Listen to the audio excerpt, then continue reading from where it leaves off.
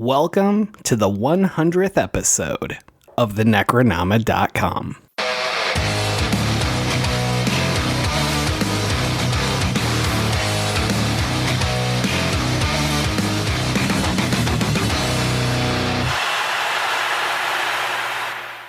I am James Sabata, horror author, screenwriter, co-host of the podcast you're listening to right now, and I've never made out with a fish, but I'm not opposed to it. And I'm Don Guillory, author, historian, educator, co-host of this podcast. And I'm not, sushi's as far as I'm going. All right. First, I want to say I really loved this film, and I have no idea why you haven't told me how good it is. Why were you holding out on me? No, it's just like that vein is popping in my head because James is recording this. He's like, Don has been telling me to watch this movie for 3 years, and I finally watched it. And he was fucking right, just like House and a couple other movies. You were mostly right. But anyway, so our guest this week, here for the 100th episode of our show, which is really episode 132, but, Don't count that. We don't count The Simpsons? Those are special episodes. This is 100. This is 100. This is the only reason why I'm here. I wasn't going to do it if it was 101 or 99. Come on. That's true. Edward Savio's here today. How you doing, Edward? I'm doing great. Welcome. Thank you so much for coming back. This is your third time, right? This is third time's a charm. Did Beetlejuice and Gremlins, and now you get The Shape of Water. You're always picking really excellent films, I must say. As a matter of fact, Don, I actually suggested this, and James went quiet for a moment.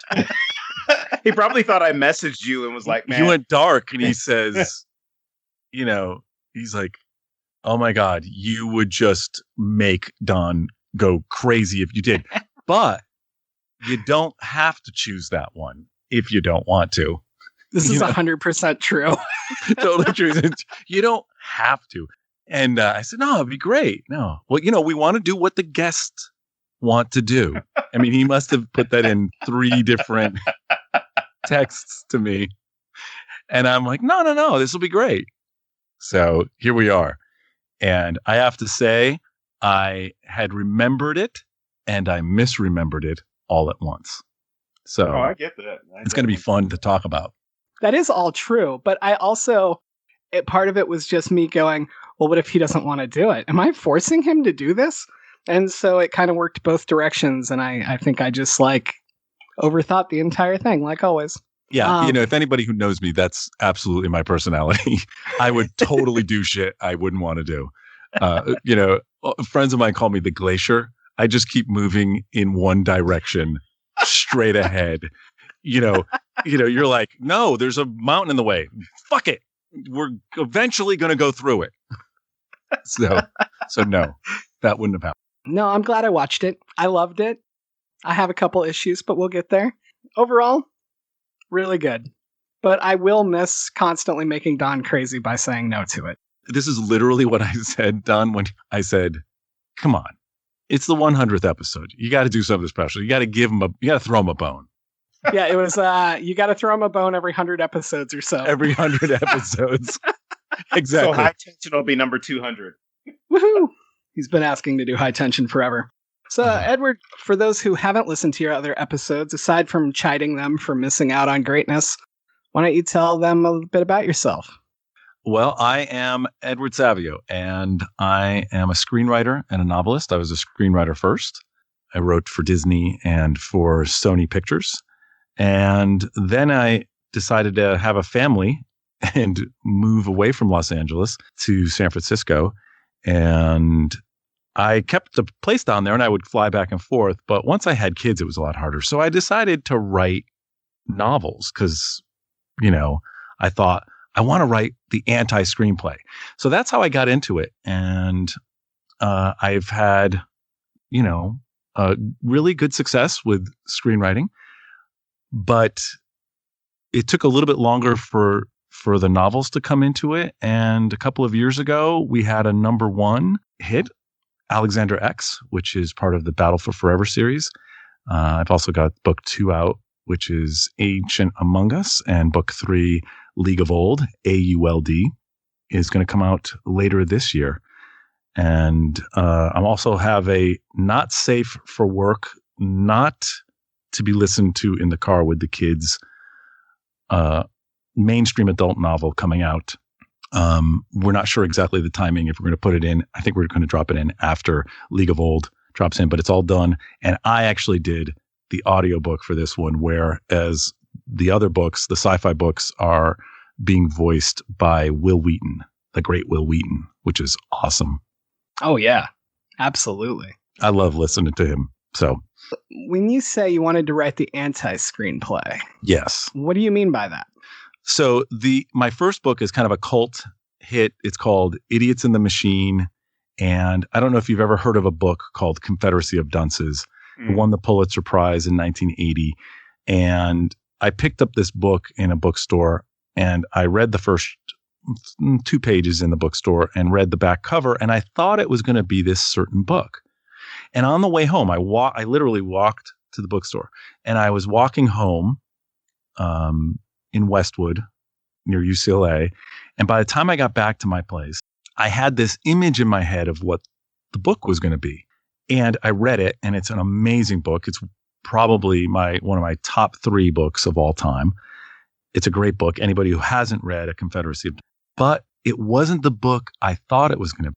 And so a couple of years later, I wrote that book. And I wrote it as an anti-screenplay because I didn't want to have constraints of where my story is going to go, where my beats are going to go. And I just explored. And about halfway through the book, my screenwriting kicked in and went, you got to tell a story. You got to make sure that you're telling this story. And so I went back through it and I thought no one would ever buy this book. And it was my biggest sale. It was like a 7-figure deal with Sony. And, the producers from Forrest Gump bought it. And I mean, I thought this is never going to be able to be made into a movie. No one is going to want to make this into a movie. And they paid me a lot of money to not make it into a movie. So I mean, a lot of money. So, I mean, it is at the moment, it is true. I was correct. They could not make it into a movie. I actually was the one who wrote the screenplay too. So I am part of the problem that couldn't make it into a movie. But, it was a lot of fun. So that's what I did. And then now I've kind of come to terms with writing my novels where I do not, we all know this, I think. James, you write both screenplays and novels. They are completely different animals. Even the same story is so incredibly different.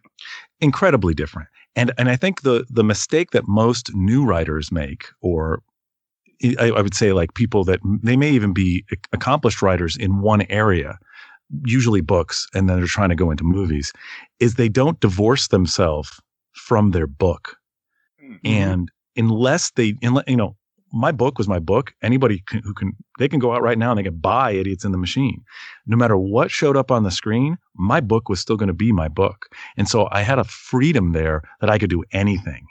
And briefly, one of the funny story about this is that this character believes there's people inside the earth because his father was like a member of the underworld. And he would tell him stories about criminal activities when he was a kid, and he thought he was talking about the inner earth. And so, right. And so it's totally fucked up his life and made him kind of a kook as a 30-year-old. And so this is not in the book, but in the screenplay, they're like, well, how are we going to show this? And I kid you not, I walked in and I pitched this idea. Well, we can get a tunnel boring machine and he could take one over in Chicago and try to get to where he thinks his father is. And they're like, that's a great idea. Now, once I wrote it and looked at it and went, this is a terrible idea. But see, I was like, hey, I could do anything because it's not my book. No. And, I recently went through this with Fat Camp. I think you know this. I don't know that a lot of other people do, but I've been writing the screenplay for Fat Camp, going back and forth with producers about changes and stuff. And the biggest thing for me in the beginning was that exact thing, because in the past I've either written a screenplay or I've written a book. And this was the first time that I truly, well, I shouldn't say that. I've written screenplays that I turned into novels, which is why Fat Camp reads kind of like a movie. But going back the other way now, and it's like 10 fucking years later after I wrote that first screenplay, which was shit, and I didn't even know formatting back then, let alone storytelling. And trying to do it now, I got stuck. Like, I'm trying to do everything in the novel, and I literally took a weekend off, and I just hung a sign in my bedroom that said, "It's not the same fucking thing." That's and great. Every single time that I walked in or out of my bedroom to use the bathroom or whatever, I had to see this sign.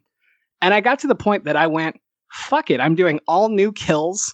Like, I'm doing these kills that are fucking nuts now that I didn't do in the book because the book was logical. And this is about movie moments, And Right. and it's so freeing and it's so cool. And I know that if it gets fully made and it comes out, somebody's going to be like, well, that's not like the book. Oh, fucking well. It's not. It's not the same thing. But like you said, it's cool because you can go back and the book is still the book. You can always point to it and just go, this is that work, which is mine and mine alone. And this one here, even though I'm the writer on this, and like with you being the writer on Fat Camp, it's like that there is the collaborative effort. Because, right? It's not. Oh, yeah. It's not just our screenplay. People don't go, oh, you're the writer? Oh, I'm going to take this word for word. No problem. We're just going to go off and film this just like it is. Don't worry. We'll be right back. Yeah. No. And then we'll come check every frame with you and make sure that you like it. No.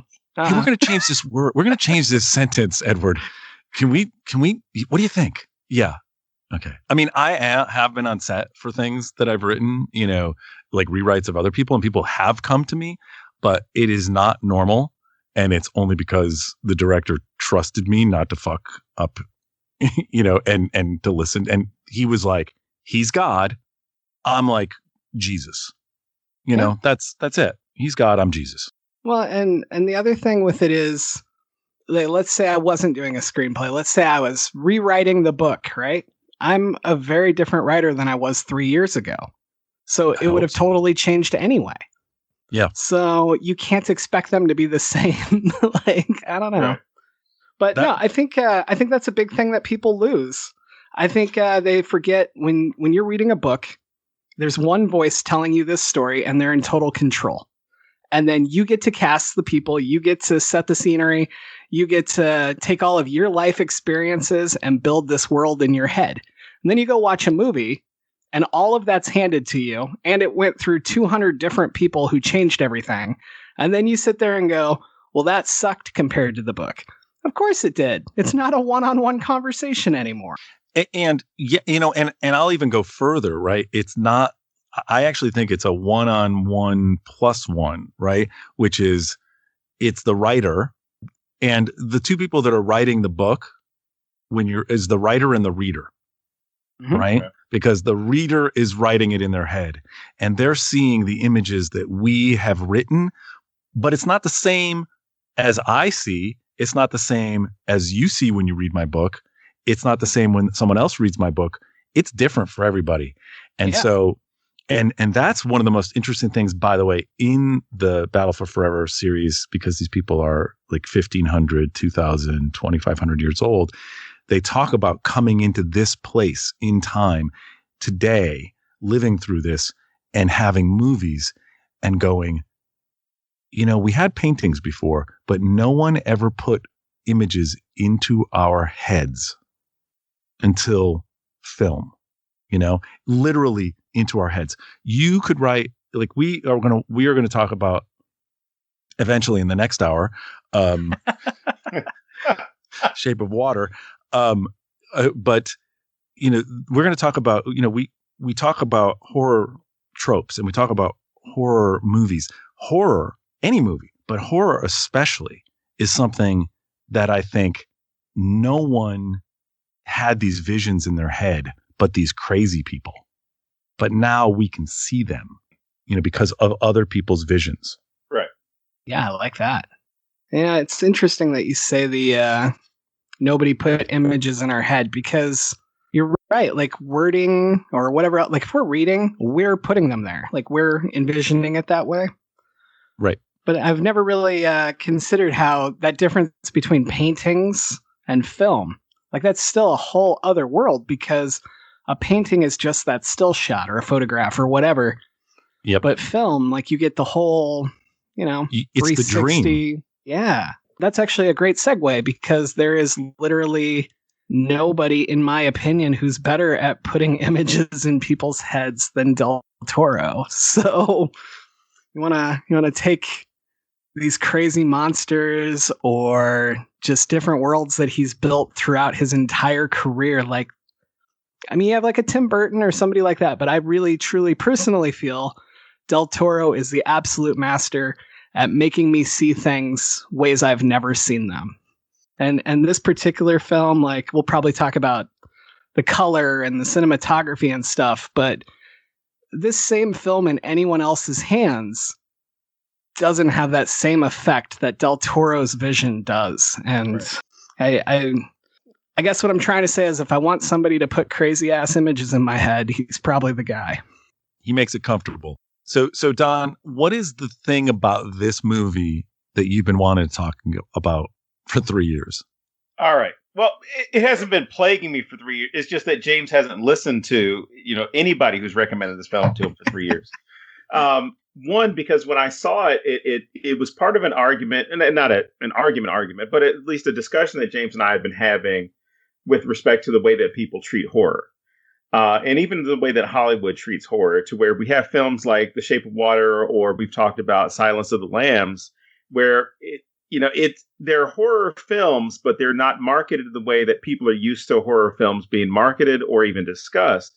Whereas this film, it's a horror film that you could also argue is historical fiction, is a love story, is a number of different conversations are taking place within it.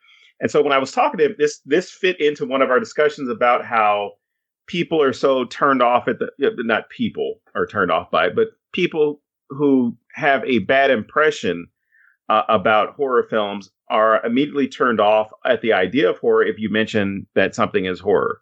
Or if you mention like certain Christmas movies are actually horror, or certain horror films are Christmas movies and vice versa. They'll do the same thing. They're like, Gremlins isn't a horror movie, it's a Christmas movie, or vice versa. But I think that this film, as far as what I like about it, is one, it's Guillermo del Toro making a film that got high praise, and the fact that this guy who has done some great films previous to this finally got the recognition that he should have gotten a while ago from places like the Academy, to say like, holy shit, horror is a valid way to tell a story, as opposed to, oh my gosh, horror is the realm that people go to when they can't act and can't direct and can't write. That's where they go. Like, no, that's not the truth. I mean, you have a lot of depth in horror films, even the simplistic horror films where it's just a slasher, right? Or the way that we perceive it as being simplistic. There's a lot of thought that goes into it. There's a lot of background. There's a lot of there are a lot of metaphors and allegories that can drive a good connection to the real world for people. And I think the problem that Guillermo del Toro has, or at least horror has, or at least with latching the interest of the public, is that they see it the same way as they see like the odd kid at school. It's like as soon as that the person that they've deemed as odd does something that's cool or interesting, they recognize the act as opposed to what it's part of. They take the stuff that makes them comfortable and they ignore the stuff that makes them uncomfortable, if that makes sense. It does. I'd like to say one thing about this movie here is that I feel like if you took away the music or you played different music, the opening, like I played the opening once and then I replayed the opening while playing just some, more symphonic background music. Okay. And it was like, oh my God, this is a horror scene right now. And, but when you hear the Amelie music, You know, I mean, I'm like, wait, this is like, did he pitch it as horror meets Amelie? Because like, I felt like that. I mean, there's a body floating, the claustrophobic shots, the Jurassic Park beat, even when the mobile tank and she goes by and he's beating on it.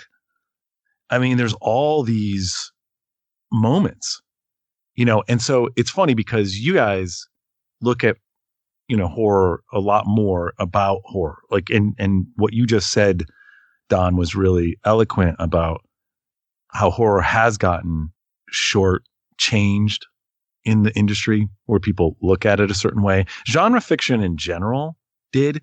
I think sci-fi was come out of the woods, right?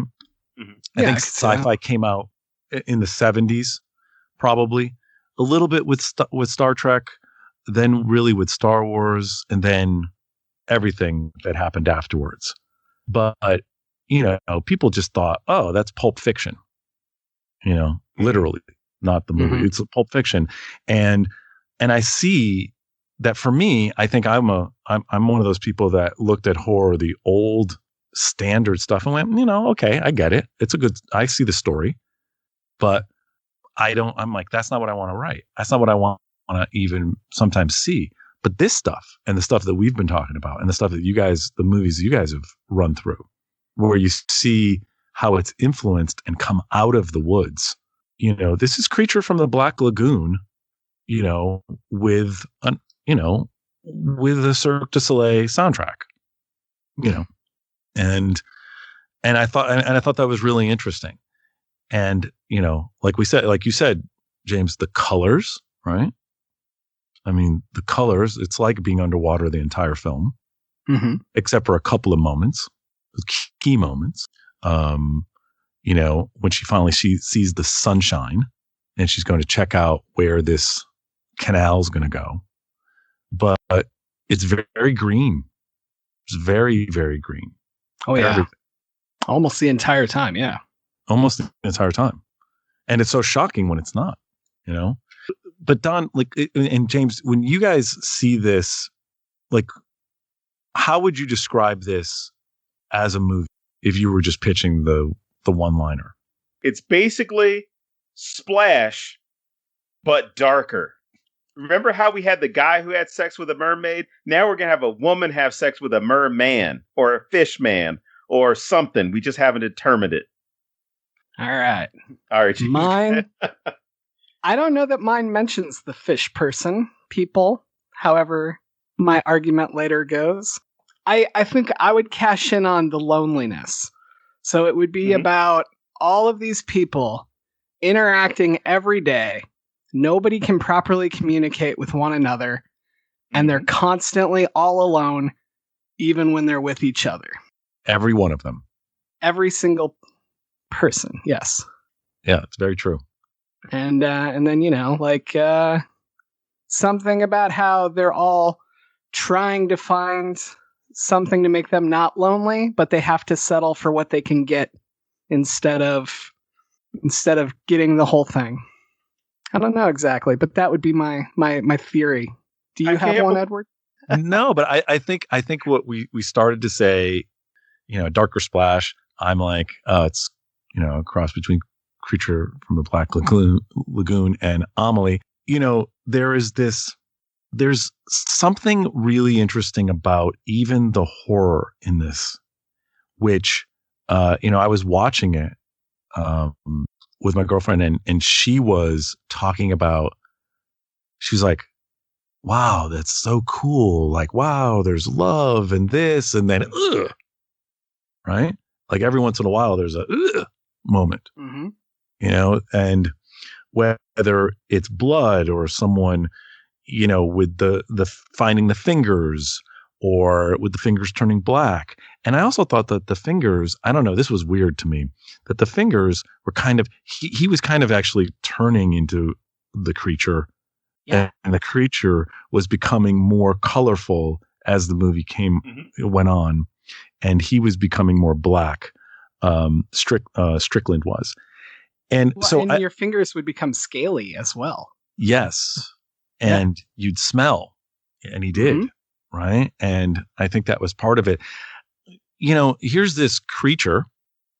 It was also very Frankenstein-like, in some ways, with the creature, not understanding, very curious about the egg, and then scared about it.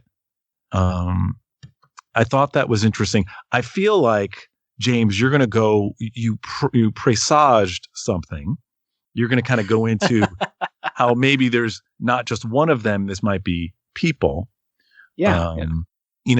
I'm going to, when we get to the end of this, I want to say something about like the ending as well, because at first I have to tell you, when I first was listening to the voiceover, I thought I was listening to Stanley Tucci. Okay. Right. And then I realized Richard, what is this? Is it Richard Jenkins? I think Richard Jenkins is the actor. Uh-huh. Richard Jenkins. And then I realized, well, if you close your eyes, they do not look alike or anything, but they can sound alike. And I realized, at the end, that was actually Jenkins talking. Right. And it wasn't just some third party or someone telling the story that wasn't in the story. But I also thought this was two movies. I thought that it changed from more horror to less horror over time. And it was this inversion that happened where we went from more horror to more of a romance and less horror. More horror, less horror as we went on, more romance. And there were moments in the end that kind of brought back the horror, but it still stayed with almost like I was watching LA Confidential, like it was more like, somebody was shooting somebody at the end and the cops are like coming and blah, blah, blah. And someone jumps off the bridge. It wasn't as horror like as it was in the beginning. And I don't know how you guys feel about that. Oh man, I have a lot to say on that. Don, do you have anything before I No, please 200-minute rant? I want to hear what you have to say. So I want to start by prefacing a really odd thing that doesn't seem connected to this, and that's a paper I wrote in college on Huckleberry Finn. And my argument was that the story is not about Huck and it's not about Tom. It's 100%ly about Jim. Okay. But the narrator distracts the shit out of us and just tells us the things he's interested in. Right. And I wrote a 40-page paper on this, breaking it down about how it's entirely about Jim and how that's why the ending doesn't make any fucking sense. Because that's not the end of Jim's story, right? And something you just said really hit me with that. And I feel like I got distracted by the narrator. Yes. And I'm guessing that's your argument later, so we'll get into that. But when you say it goes from more horror to less, I think that's also human nature. Like you'd be scared of this thing in the beginning, and then you'd get to know it, right? And so if this was a distracted narrator, that would really play into that, because having Giles be the narrator, it's his personal experiences as well of this thing that killed his fucking cat, but then healed him and took care of him and took care of his friend. And you may have changed my entire mind about the ending if that's where you were going with this. You want me to go there? I'm going to go there. Let's go there. Fuck it. Let's go there now. So my feeling about the ending is she's dead. She did not get brought back to life. That is totally Jenkins. Uh-huh. That is totally Giles telling us the story. Because he says, should I tell you that they lived happily ever after? I don't know. Right? He couldn't see down below. You could see from the top. And whether or not, well, I guess what I'm saying is, I don't know whether she's alive or dead.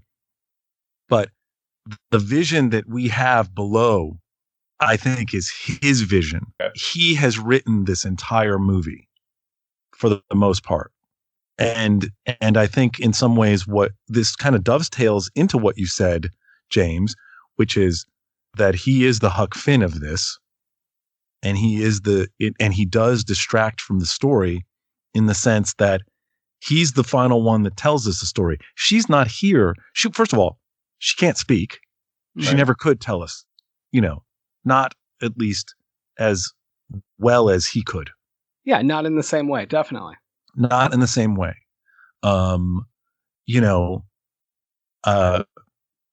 Zelda's character, right? Again, alone, she's not telling us the story. Strickland, not telling us. Hofstadter, not telling us. Eliza, not telling us. I think it's him. And it's Giles, right? That's the character's name? Yes. And so I sat there and went, oh, wait a second. He has no idea. He brought her down, and maybe she died and he brought her down with him, to honor her, to bring her, put her where he could, where she was protected. But I don't know that he could save her. That was my impression at the end, because Giles can't know that. Not that it didn't happen, but that Giles can't know that. God, I love this. So I feel like the theory I was going to argue feeds into this because, and I know this has been a theory online for a while, but her neck injuries are perfectly straight. Like they're not the kind that you would normally sustain. Right. And then at the end, the creature turns them into gills so that she can be underwater and breathe, right? And they perfectly line up. She's found by the river when she's a kid. Like everything lines up with she could have been a fish person, however you want, amphibian woman, whatever, however we want to label this. And I 100%ly wanted to argue that, and you completely sold me. And congratulations.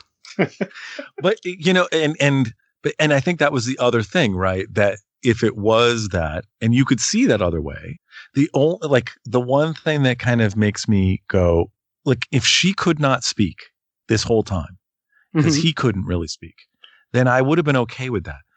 But the black and white dance sequence, that when she's speaking and singing, that was like, I don't know, like that to me took away that understanding that maybe she could have become or been one of these amphibian creatures. By the way, did you watch the credits? Did you see what Doug Jones's credit was?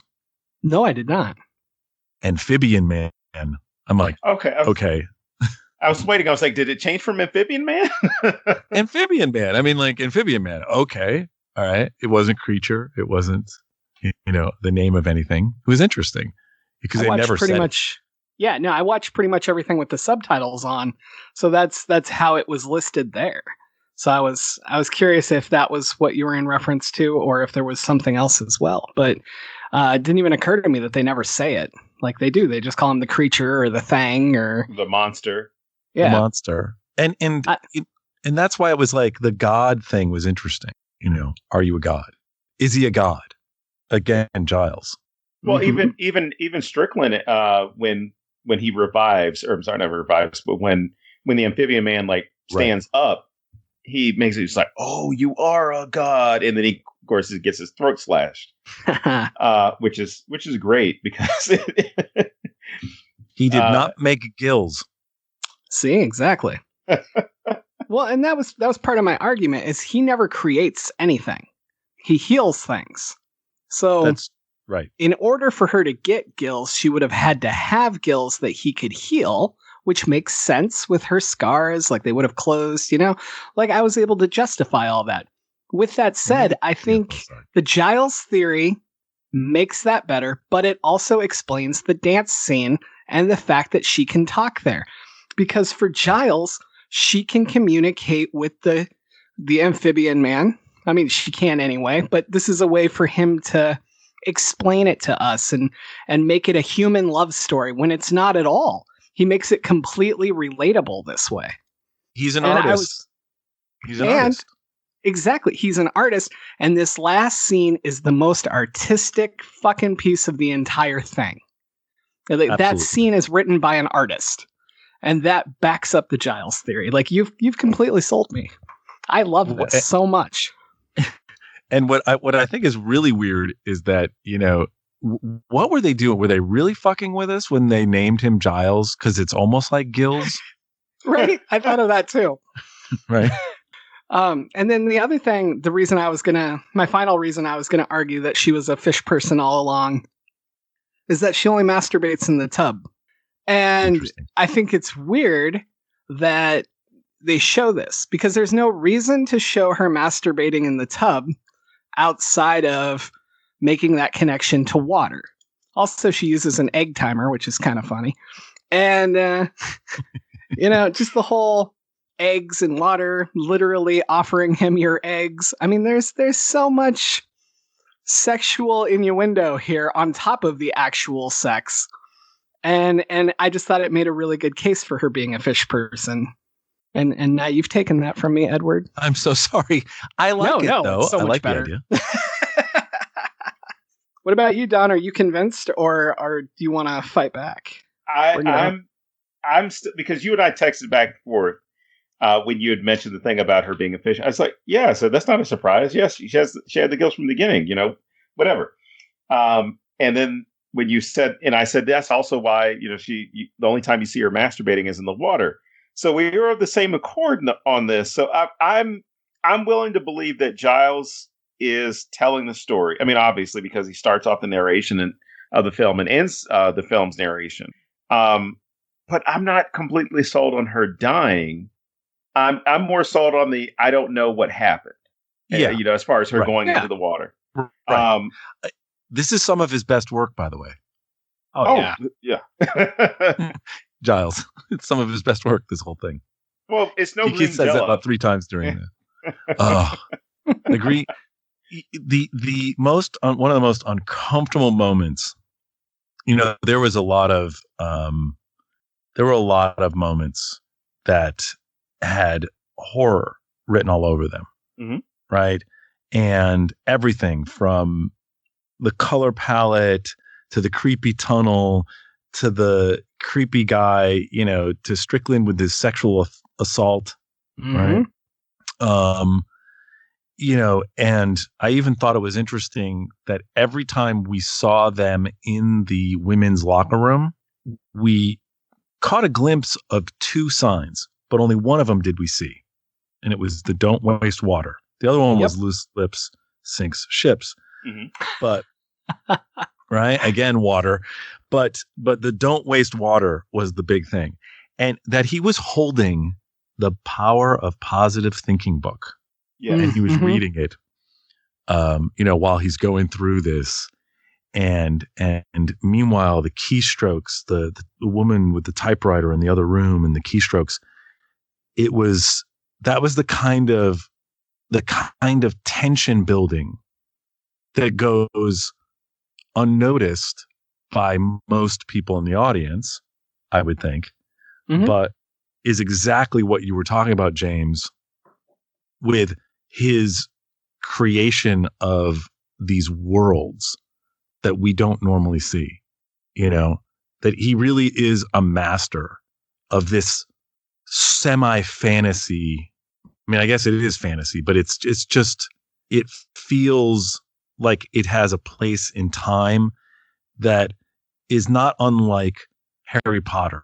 It's not, we don't know when it really is, right? I mean, we kind of know where it is, but it's not exactly a perfect time. I don't know if you guys are big fans of Brazil. Brazil is one of my favorites. I haven't. No. You've never seen Brazil? I have not. It was a while ago for me. Yeah. Terry Gilliam. Yeah. It just, it looks like it's from the 50s, but it's supposed to be in the future. Right. And I feel like this whole cinematography, like James, you were saying, like in the beginning, we're going to talk about cinematography. I was surprised at the end of this movie when I sat through the credits and I didn't fast forward them. I literally let them play. And I was like, there are 5 or 6 people. This is a small movie. There were so many people on board that did special effects. I mean, it went on forever in the credits. Wow. I want to know what this looks like like without the layers. I'd love to see like even just like a minute or, of some of it. Mm-hmm. That'd be fascinating. Because, yeah, like, I mean, so much is like pulled out and like featured.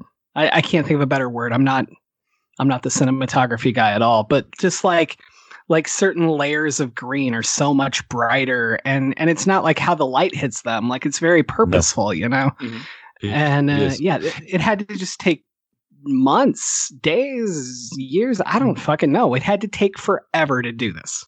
Well, the one scene, so there is a scene, I think you can look online. Somebody did a video. I don't know if it was behind the scenes on the movie. I may have, I did not watch it. I watched it on a streaming service, but I think I might have owned it at one time on Blu-ray. And, but I know that you can look this up online. And there's this scene, and it's the one where they're looking when she's looking for the creature. He's left the apartment. He's got blood, the bloody hand, and he's inside the theater. She comes down from above, and we see whatever the name was, Pantages. I don't remember what the name of the movie theater was, but we see the movie theater and we see the street and the cars, and they did this layer by layer by layer by layer by layer, dropping in what they dropped in. And like, for instance, like where that street goes, it like doesn't even end where it ends, right? It's like, it ends like, 30 feet down the road, and everything was dropped in, and they just layered it over. And then you see the grime. I was actually talking to our mutual friend, Lisa Lindo, about something. There were some books that we were looking at and inquiring for, maybe taking them on in our production company and to maybe kind of bring them to studios and other people's stuff. And she showed me them, and I said, I got to tell you immediately, I know I'm not supposed to judge a book by its cover, but these covers are horrible. And they did not have the level of grime on them. Like, they were supposed to be realistic drawings, but the colors were poppy and bright and hadn't been, tamped down by darkness and shadow and all of that. And it just looked light and fluffy. And they're supposed to be fantasy and dark. And I went, if you can't get the cover right, and it's not the writer, right? It's this group of people. Mm-hmm. I was like, I don't know. I mean, I'll take a look at it, but I don't think it's, and I started reading it and I was like, they don't have the tone. They just don't, they've got good story, decent story, but they don't have the tone. And it's not like it's kind of, you can just drop it in, but that layering is so important. I've got a 21-year-old and I've got actually, 21 and a 19-year-old. They cannot look at old movies, many of them. They don't get them because they just didn't have the layering we can do today. They look at it and they go, yeah, it looks, I don't get it. I don't feel it. Even some of the great films. I mean, there's some they can still see. Star Wars holds up. Lawrence of Arabia holds up. Citizen Kane holds up. But a lot of other stuff, if you didn't already love it, you look back at it, you go, we made different movies back then. Like, you couldn't make this movie 15 years before it was made. No. I mean, the creature alone wouldn't have aged, and it would look just, it would just totally pull you out. It would pull you out. The color would be off. You couldn't do half of the CGI that they did. I don't even know what they did. I just go to the end of that film and look at the credits. It'll shock you. I couldn't imagine. There are parts where there are, where they get the 4 and 5 rows or columns next to each other because they don't want it to go on forever. They had that. I was like, what?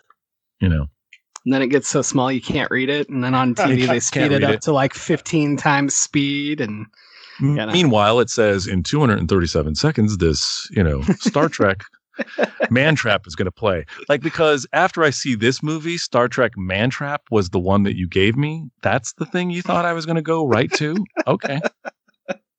Thanks there, Hulu. Should have gone to Swamp People. I would say something like that. I mean, not that I love that. I love that episode, but just that was the feel. That feel when you you see a guy jump into the water. You're like, hey, I'm thinking Kirk. I'm thinking I go back to Kirk. You talk colors, and Elsa or Eliza. Fuck, I can't tell. Oh, no, she gets called Eliza and Elisa. Oh, well, sweet then. I was right twice. How exciting. 2 out of 3. It's pretty and decent. that means she is a Lisa as well. So you got it 3 times. Yes. You got it 3 out of 3. But just her clothes. She starts out in these brown, like almost camouflaged into the scenery. And as it goes, and she gains her confidence and her desire to fight and be heard, basically, for lack of a better term here, she's wearing bright red. Yep. She's very contrasted from everything around her, and I don't know. That's the kind of stuff that's super important to me, whether it's, Grease and Sandy D's wearing white and then black, or if it's, whatever. Just that's been done so many times. But I felt in this situation, it just made her stand out more in this society and this whole group. And I thought that was interesting, as opposed to telling me if she's good or bad by what she's wearing, or if she has mascara like Tobey Maguire. And because I can't figure out he's evil now. But yeah, I thought stuff like that was neat. And I didn't really pay attention to it a lot with the other characters. I don't think it happens as much. But I even think like Amphibian Man, like as he goes, he gets like the electric thing going on, and his blue just seems brighter to me. Yes. And he sticks out more as well. And it's one of those subtle things, especially with him. I don't think it's as pronounced, but I really like that detail of just making her stand out more. I thought it was also interesting, and I got to ask you guys a question about when she signed F you, fuck you. Right? Yeah. Uh-huh. And then did it again, right? So it was an interesting thing, because I felt it was pretty motivated. But it did take me aback a bit and went, okay, wait, wow. She's kind of fighting for her man type of thing.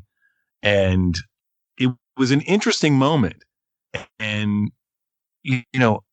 I don't know that I've ever felt that way in a movie where I'm having someone not speak a line, right? And, and Zelda sitting in the background going, yeah, I don't know what she's saying. But it was a pretty powerful moment. I don't like it. Really? It was too much, was it not? It is. It is completely too much. It was too much. And my reasoning is, if she turned around and she signed to Zelda like he should go fuck himself, that would be funny to me. Yes. And then he'd be like, what's she doing over there? And Zelda'd be like, nothing. But, like her back's still to him. And he's like, no, what is she doing? And she's still going off on something. That would be really funny to me. Doing it directly to him bothered me, but didn't at the same time. And I'm going to get into my 2 realities on this, because I feel like it's too much, but at the same time, like if she's fired, she doesn't care. Like she's already got her guy out at this point. And then he basically, well, he sexually harassed the shit out of her. So she has a reason to be this mad, but I don't know. But I still think it's too much, especially for the age of the film. I guess I felt the same way. And I thought the one thing I was thinking, it was kind of like that place where you scream at the screen and you go, you're out the fucking door.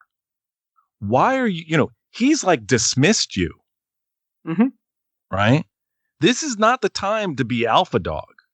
This is, you've made it out. Just, it was an interesting choice. I felt it was an illogical choice for her to make because it was a dangerous thing to do. It put herself in danger. It put, Amphibian Man in danger. That's what was bothering me. I was like, you just put this guy in danger because you had to do that.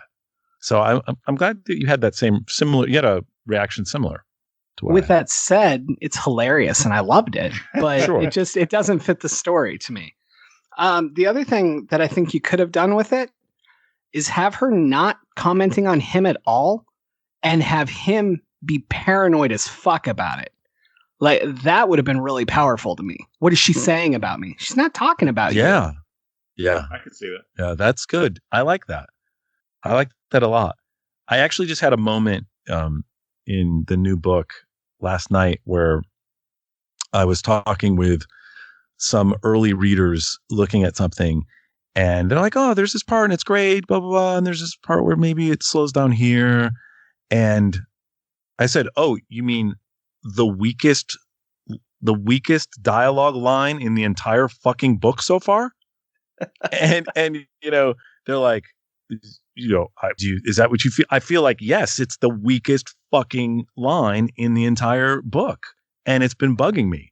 And I'm glad someone else said something about it because I got to fix it, and sometimes you get that. I know, like Kira, my girlfriend, she laughed at that moment.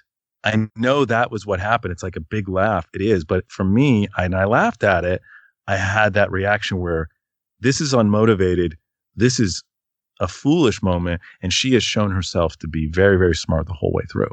And I think all those things you said, those alternatives might have even been a better thing, would have gotten just as big of a laugh and would have been smarter. And yes, we are trying to rewrite a great movie. So thank you. You're welcome. That's all we ever do on this show. Exactly. No, I feel like she has been so good at playing her role of being constantly underestimated. And she could have, like you said, walked right out of here. He's just dismissed them. And all she has to do is leave. And I don't feel like there's enough of a reason to do this. Because the tension was there that they're going to get caught. And then his flip around of letting them go was actually a surprise. Do you know what I mean? Yeah. Don't you think, like, as you're watching it, you're going, oh, he's got to do something. And then it's like, oh, he dismisses them. Mm-hmm. And that is their superpower. That is what, that is what spies have done throughout history. Their superpower is to become the people you don't notice. James fucking Bond would be dead 30,000 times over because he's driving around in a fucking Aston Martin, and he keeps announcing his name everywhere he goes. Yeah. Announcing his name and saying it twice because it's so nice. And wearing the tuxedo. It's like, I get it. I got you. But that's not a spy. You're I don't know what you are, but you're not a spy. Dimitri Hostetler is I love Dimitri. Perfect for that because you don't realize who he is, I guess, until probably about a third of the way through the film. Because you just think, oh, he's just a boring scientist, a regular scientist, and he's the one who gives them up when Strickland pounces on this meeting that Hostetler is having with the rest of his buddies or his comrades when they're about to kill him. And while he's dying, he tells him, he's like, oh, it's the ones who clean, and just remarking like, they like no one noticed them. No one knew that they were doing this. But even then, it's so. I think that the thing that's most disturbing for a guy like Strickland is the fact that it's women that pulled this off for the most part. I mean, it's Zelda and Eliza who pulled this off. I mean, he feels that they have something to do with, and finally finds out that it's them. But it's the fact that it's marginalized women that did it. It's not it's not the Soviets. It's not the Russians who pull it off. It's even with his assistant, or at least the other guy who's working at the lab, makes that comment of like, "Oh, we think it's a team of 10 people from Russian special forces, special ops, at least 10, at least." And then you realize it was really 4 people. It came down to 4 people who, 3 of which have no experience in doing anything like this. It was simply one woman who was in love, one woman who was being a friend, and a guy who was being a good friend. But then there was the scientist who didn't want to see, something from nature destroyed, to where he expresses that with his own countrymen, and he expresses that, as he's trying to pull off the ruse as the scientist, or he is a scientist, but pull off the ruse with Strickland. Yeah, and I think that it was interesting because, they were the unseen. I did think they could have done a little bit more with that, the comedy or the joke of the at least 10 guys thing. I felt like it made them so buffoonish, right? That they're like, oh, it's 10 guys, it's like, and it's really nothing. But like if they had, I would have liked to have seen a moment where they saw something stupid that the people had done and mistook it, because they're just so ready to see evil in the way that evil is supposed to be presented, right. They're not going to do it, rather than just the saying. I also didn't understand the general Hoyt all that much. Again, this is one of those things where this is very much Guillermo's thing, right? Where there's some really amazingly well-drawn characters. And then there's also some really cardboard characters, I think, mm-hmm. Yep. in many of his films. And as you move outside of them, they get more and more card. And, it's something I've seen before and stuff, that he's done. And I feel like this was one place, like, why was that guy being such a fucking dick? Like, he still could have been a dick and been funnier, because it's kind of that thing when you have the unsympathetic nemesis, mm-hmm. you lose something, because we all know, yes, there are crazy people in the world. Those people scare us. But really, the most dangerous, most terrifying people are the ones that think they're doing the right thing. And I didn't feel like that with him. And by the way, just one quick thing on the rain/docs note that was on the calendar. Mm-hmm. Pro tip for anyone out there planning to send your amphibian boyfriend back into the wild without getting caught, maybe don't write rain/docs. Like, you could have done anything, right? You could have just circled it. It would have been fine. I'd like to add another pro tip that if you're trying to find a stolen amphibian man, maybe start watching The Water. That's probably where they're going. Yeah, that's probably right. Yeah, that would have been a number one thing. Maybe not so much at the gravel pit, because that's exactly where I would go if I had Gil. Maybe that's why Strickland's not good at his job, huh? Well, he's never fucked up before. I mean, this is that moment that he fucks up, and Hoyt even has that comment, or at least that discussion with him about the identity of a man. And once they fucked up and said, "Oh, if you don't fix this, I'm gonna, you're gonna be underground. You're gonna be on another planet, another universe," which again is a little bit much for him to go with, as opposed to. Was he going to kill him? Is that what he was trying to say? Yeah, it just. I wasn't sure. It sounded like, oh, I'm going to ship you off to, a satellite base in Alaska, or I'm going to I don't know. It just seemed like he was just coming up with ways to kind of make him fearful of him. When it seems as though Strickland is worried enough about his job and his reputation to where he would want to do a good job, because, hey, he's never fucked up. And points it out to the general, saying, like, in all the years you've known me, have I ever messed up? And, with it being the military, it doesn't matter. With, military personnel of that high, of that level, it doesn't matter if it's one time. If that one time is right now, That's all that matters. It doesn't matter if you've done 100 right things. They're going to focus on what you did wrong. And he actually had the one line right is like unborn, unmade, undone. Yes. Right at the end there. By the way, I just all throughout these things, there was like the telltale heart moment when he's like right before that unmade, undone moment where he's just like we just hear the beat of the creature's heart when she's listening as he's lying in bed and not feeling so well. I thought there were just like little things that they dropped in. It was interesting. And like you said, James, the water was our brief moment of color when she went to the water, and maybe they should have all gone there. It was a brief palette change, and I had forgotten about that, and I thought, oh, does the palette change throughout the whole thing? And then I went, no, it goes back. But it kind of went from the horror to the eating of the cat head, right? It's a great scene. It's a really great well done scene. It's a great scene. It's like that scene out of Splice where the alien is eating the rat. Was it a rabbit or a squirrel or something? I think it was a rabbit. Where it's just that it's catching you. Well, I guess not catching the audience by surprise.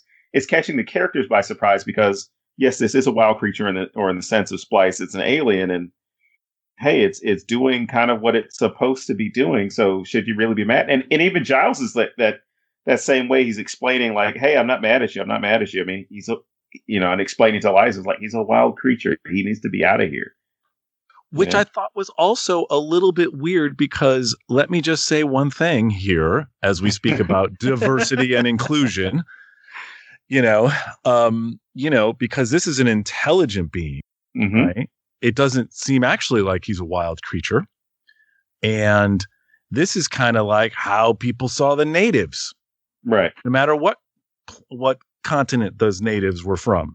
And I actually felt like that was one of those moments where I went, actually, you don't get it. Maybe so much. And I also thought that we needed a little baby Yoda moment with the cat, because it would have been funnier if he was trying to put the cat back in his mouth. The other ones, again, just slowly, just right. It would have been a nice little moment. He's like, don't play with the cats. He did that. Giles says that, but they didn't play that moment up for laughs. But James and Don, how do you feel about that moment with he's just a wild animal moment? I thought that undercut the movie a little bit for me. I don't know, because as far as it pulling away from it or undercutting it, because I think Giles, especially because I'm still trying to process reimagining this film based off of the idea that Giles is telling the story.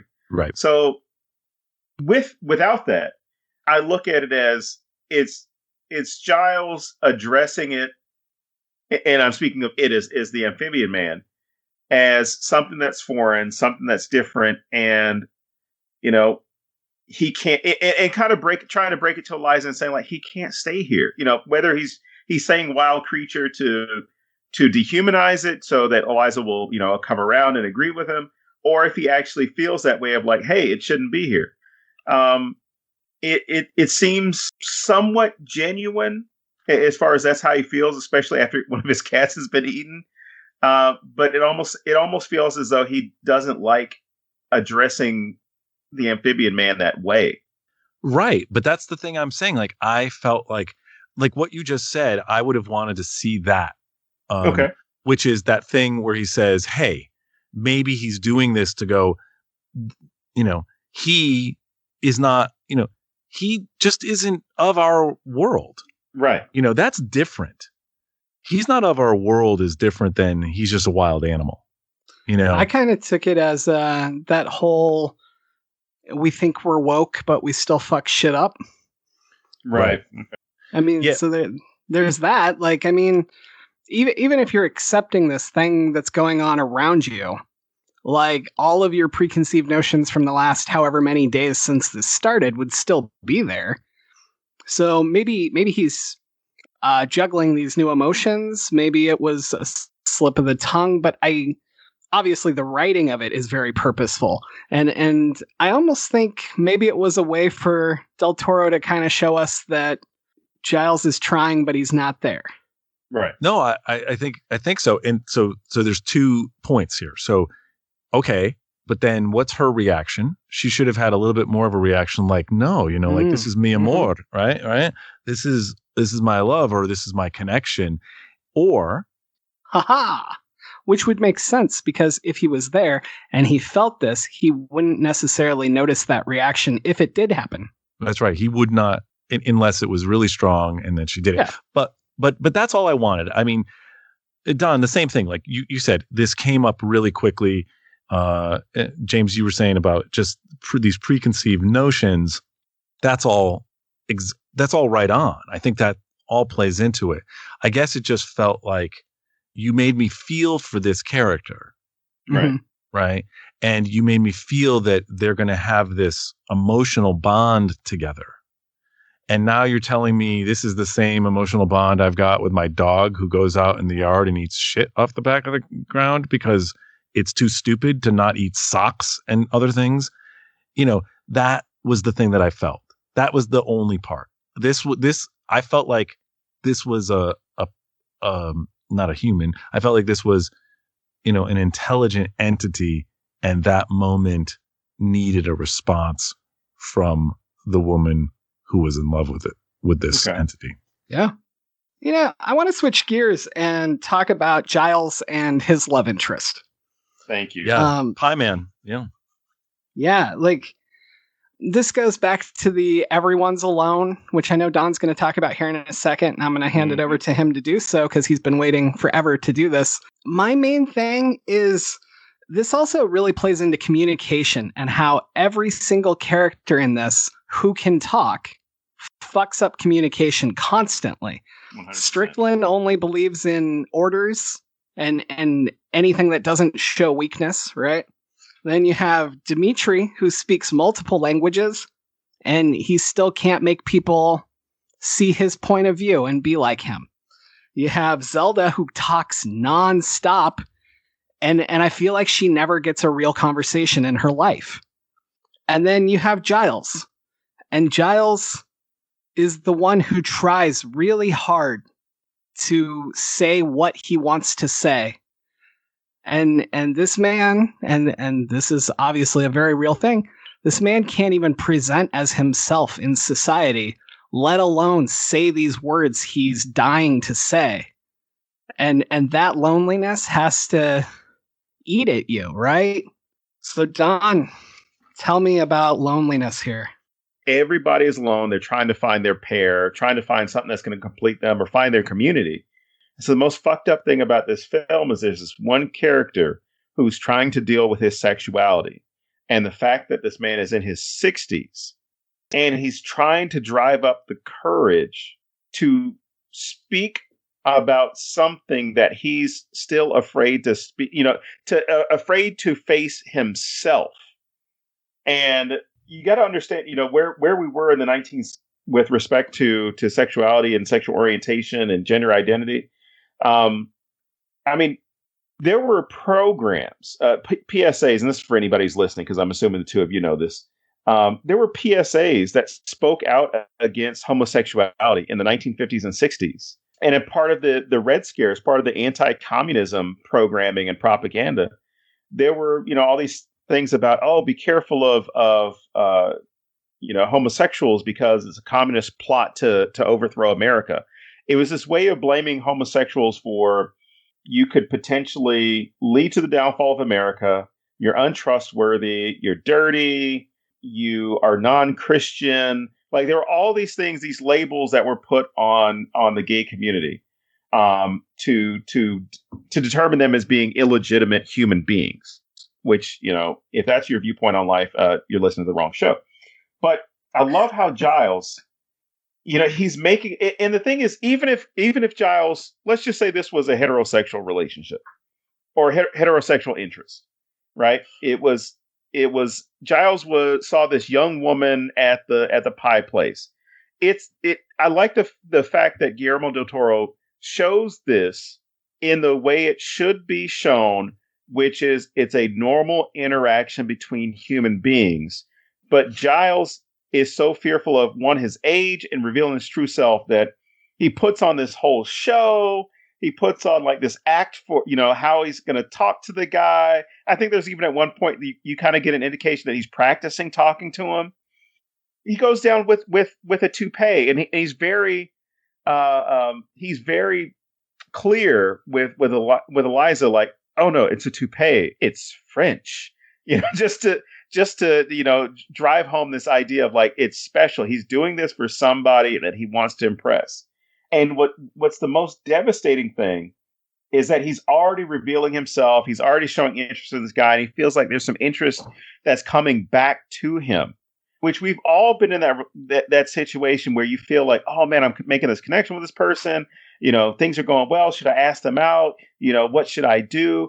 And it's beautiful the way the interaction goes down because he's so uncertain of what to do.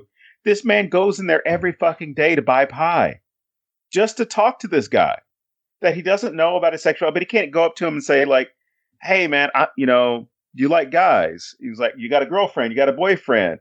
Because, that was, and I won't even say just in the 60s, but that was something that even to this day that some people will use as an excuse to murder someone just because, they happen to, which that gets into all different levels of insecurity. If someone of your same gender or perceived same gender asks you out or talks to you and you're so threatened and insecure that you feel you have to lash out violently. But he reveals himself to this guy at least the second or third time that we see him go into the pie place, or at least one of the second or third times that we recognize that he's gone in there. And he drops his guard and he feels comfortable, and he thinks that the comfort that is coming from the pie guy is genuine. And he feels that it's a loving attention that's paid to him, to where he reveals himself and kind of lets his intentions known that, hey, he's interested in you romantically. And the tension at that moment is broken up by a black couple that comes into the restaurant. And at that moment, you get to see as Giles has revealed his true self, the pie guy has revealed his true self. Oh, yeah. And I love that you have that interaction that takes place where this man is coming in. He's been coming in every day, talking to you. He's comfortable. He likes this place. He feels comfortable with you. He puts it on the line, and this couple walks in, and you immediately tell them like, "Oh, you can't eat in here. You gotta do takeout. You gotta do pickup. You can't come in and eat," and kicks them out to uphold this idea of this idea that blacks can't come to the restaurant or can't eat inside. But as soon as he's done dismissing them, he dismisses Giles. And for me, and I think I talked to James about this one probably, like 30 minutes straight one time. I was like, it hits hard at what it is like for someone who is disenfranchised and marginalized to find their community, because there were gay communities in the 60s, but there was a lot more, it was a lot more subdued. It was a lot more hidden than it is now. And frankly, it shouldn't be hidden. But I understand the safety concerns, and you had certain parts of the country that were more welcoming to the LGBTQ lifestyle or orientation and community. But it's just scary to think about how you want to express your interest in someone to get beyond that loneliness and find someone, and you're not only met with rejection, but you're met with dejection, and you're met with hatred. And all the time that this man has invested in trying to find his mate, find his pair bond, is now gone. And speaking of, when he talks about what he wishes he had done when he was when he was younger, he says, I would have liked to taken better care of my teeth and fuck a lot more. And you think that's a cool, like, old guy answer, but it's also let you know, like, he wanted to have more connections with people, even if it was just sexually. He wanted to have more connections with people. And now you realize that he has wasted so much time on this bigot. If he had just kicked the black couple out, that would be bad enough. The idea of you can't fucking come in here, but go around back because I'll still take your money while I treat you like shit, that bugs the fuck out of me. But I really think it's necessary. I think it really like pushes this up, and because it's reality, but like it just really pushes up that Giles spent all this time with this guy and doesn't know the real him at all. I love that. It was a double barrel shotgun, right? I mean, it wasn't just one shot. It wasn't just Giles being shot down. It was the couple as well. It was, and it's interesting. That whole scene, and the character himself, it's interesting because he says throughout, I made a joke before, this is some of my best work. Right. And he's always telling himself that, which is kind of, what would I say? It's the flip side, or the exact mirror image of the Power of Positive Thinking book, right? The Strickland's reading. But it's also weird that he's this really great artist, but he's already beyond his time in some ways, right? Because, the advertising used to be drawings. You open up an ad in a magazine in 1940 and 1950 and early 60s, and it was a drawing. And then it became photographs, and that put a lot of photographers into business, but it put a lot of artists out of business. And it felt like he was already anachronistic at this moment in time, which was so much longer ago. And it does drive home in some ways that I felt I knew more about his backstory, I think, because he's telling the story, than I did about her backstory, than I did about Eliza. Oh, absolutely. And I think a lot of that goes to, being an orphan, being found by the river, like all that stuff. Like, yeah, that erases a lot, but until what? Until you're like 5 or 6. And then you'd still remember your life and be able to tell people. So, like, does he not think these details are important to relate in the story?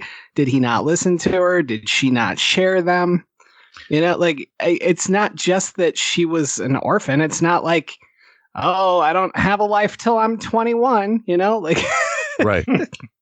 What, I just thought about the Found by the River thing again. It's a little Moses-y, right? And it does have to do with the shape of water and all of that. I thought that what was interesting about the opening, and this is again why I felt like the opening and the closing were the most artistic moments, I would counter that it was just as artistic in the opening. And again, this is why I felt like this was his impression of the story rather than the story itself. Because, even though she did make this fantastical thing happen with the bathroom, sealing that up, it never happened in the living room where she sleeps. So this is him telling us the story. And that's why those bookends to me, the opening image, closing image, were mirror images of themselves. I think it also goes into the horror. Like, if you go with these bookends and you go with him telling the story, he doesn't want it to be a horror story. So it doesn't matter if it is, right? He wants to present the love story, and he wants to honor his friend. And he doesn't want to tell us the terrible, terrible parts. I mean, he tells us about the dead cats, and he tells us about Strickland being an asshole and basically, sexually harassing people and kind of rape fantasizing with his wife or some shit. And doing it badly, and doing it very badly. I will say that line of, but your fingers are bleeding. Oh man, that's horror, right? That was horror. That was horror. But I don't know. I think that there's a definite argument to be made that Giles changed the story, which goes back to what you said. But I mean, even just the overall tone of it, Like it's not a straight horror the way we would expect because he's telling it this way. Well, even then, you could look at Giles telling the story. Has this moment where, of course, you're obviously going to be more sympathetic toward him with the pie guy, but you can also see that toxic masculinity coming forward or coming through with people like Strickland, General Hoyt. Basically any of the men that are presented or at least have a significant role. Zelda's husband. You see all these moments where all the other men themselves are, I'm just going to say, for lack of a better term, shitty human beings for various reasons. But that could be Giles's way of attacking this patriarchal structure or the way that we define manhood and things like that. Because even when this is one of those things that pisses me off about Strickland, there are a lot of things, which is why Michael Shannon is so good in this role. It's when he gets his fingers bitten off, his way of reassuring those around him, or at least his leadership, is like, "Oh no, I'm still good, sir. I still got my pussy finger and my trigger finger." Mm-hmm. And I'm just thinking, like, if those aren't the two most bullshit excuses to give somebody when you're talking about I'm okay. I've still got I've got sex and guns mixed up here, so I can kill something or I can pleasure a woman, like whatever he claims he can do, right? Mm-hmm. So he did not look like he was pleasuring his wife. I'll just say that. No, and those kids look like they're probably the milkmans, by the way. They look nothing like him. Speaking of gags that would have worked in this film, if the wife had taken his hand that had the two fingers that had been cut off and put it on her boob instead, as a way to say, like, "Oh, can you feel that?" And he's like, "I can't feel anything." And then she makes some comment about, like, "Oh, you're so cruel. Why would you say that to me?" Whatever. But yeah, it's just you see these glimpses of all these men that are exerting this idea of what manhood is supposed to be, and then trying to have that definition carry them on, or at least present that to the world. Where even Giles, when he's at when Strickland is at the car dealership, there's that whole thing of somebody's, it starts off, convince him that he needs to get a new car, which, car is going to be tied to your manhood. It's going to determine how much of a man you are by how many horsepowers you have, or how big your car is, or anything like that, or whether or not there are truck nuts on it. But he goes to the showroom, and the salesman is, basically telling him all the cool features about the car. He gets the car, and as he's driving it home, these cute girls are looking at him. And of course, there are guys in the car too, but he's only concerned with the attention that the girls are giving him as he's driving the car home. So if Giles is telling this story, which I'm on board with, if he's telling the story, that'd be a great way to make these digs at people like Strickland, make digs at the military-industrial complex with General Hoyt, or even the idea of the Dimitri's comrades who kind of had the same philosophy of, like, oh, we have to prove that we're strong. We have to do this stuff. The best way for us to win this thing is to make sure that the Americans don't learn. And just this whole idea of space is the way in which they're going to determine whether or not they're better than the other country, or at least learning something from this amphibious man. Well, in the car space and water. The car as toxic masculinity also, when the car gets wrecked, like, that's straight emasculation by a gay man, a mute woman, a woman of color. Like, that's who emasculates him. That's fucking fantastic, It's a trifecta. Yeah. It's a trifecta. And it's so beautiful. Like, that moment, really, I literally went, "Oh my fucking God," when he hit the car. Well, and 4 out of 5 successful men drive a Cadillac. Remember that. So, yeah, well, he failed. Yeah, so. He was the guy. He was the one guy. Yeah, I feel like the movie from start to finish, it got, I hadn't seen it in a long time, and I was surprised by.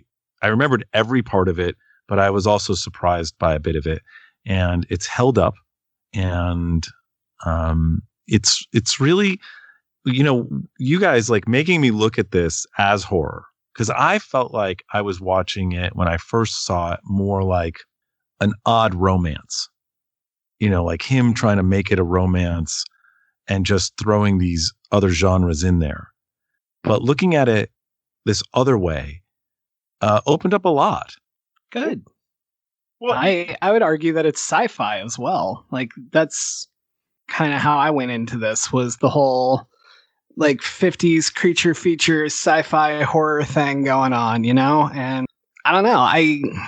I think things like this that meld genres are just so fucking cool. Like, I think we just talked about it last week with Ex Machina, same sort of thing. There's just these different little things, and we'll talk about it next week with Baccarat.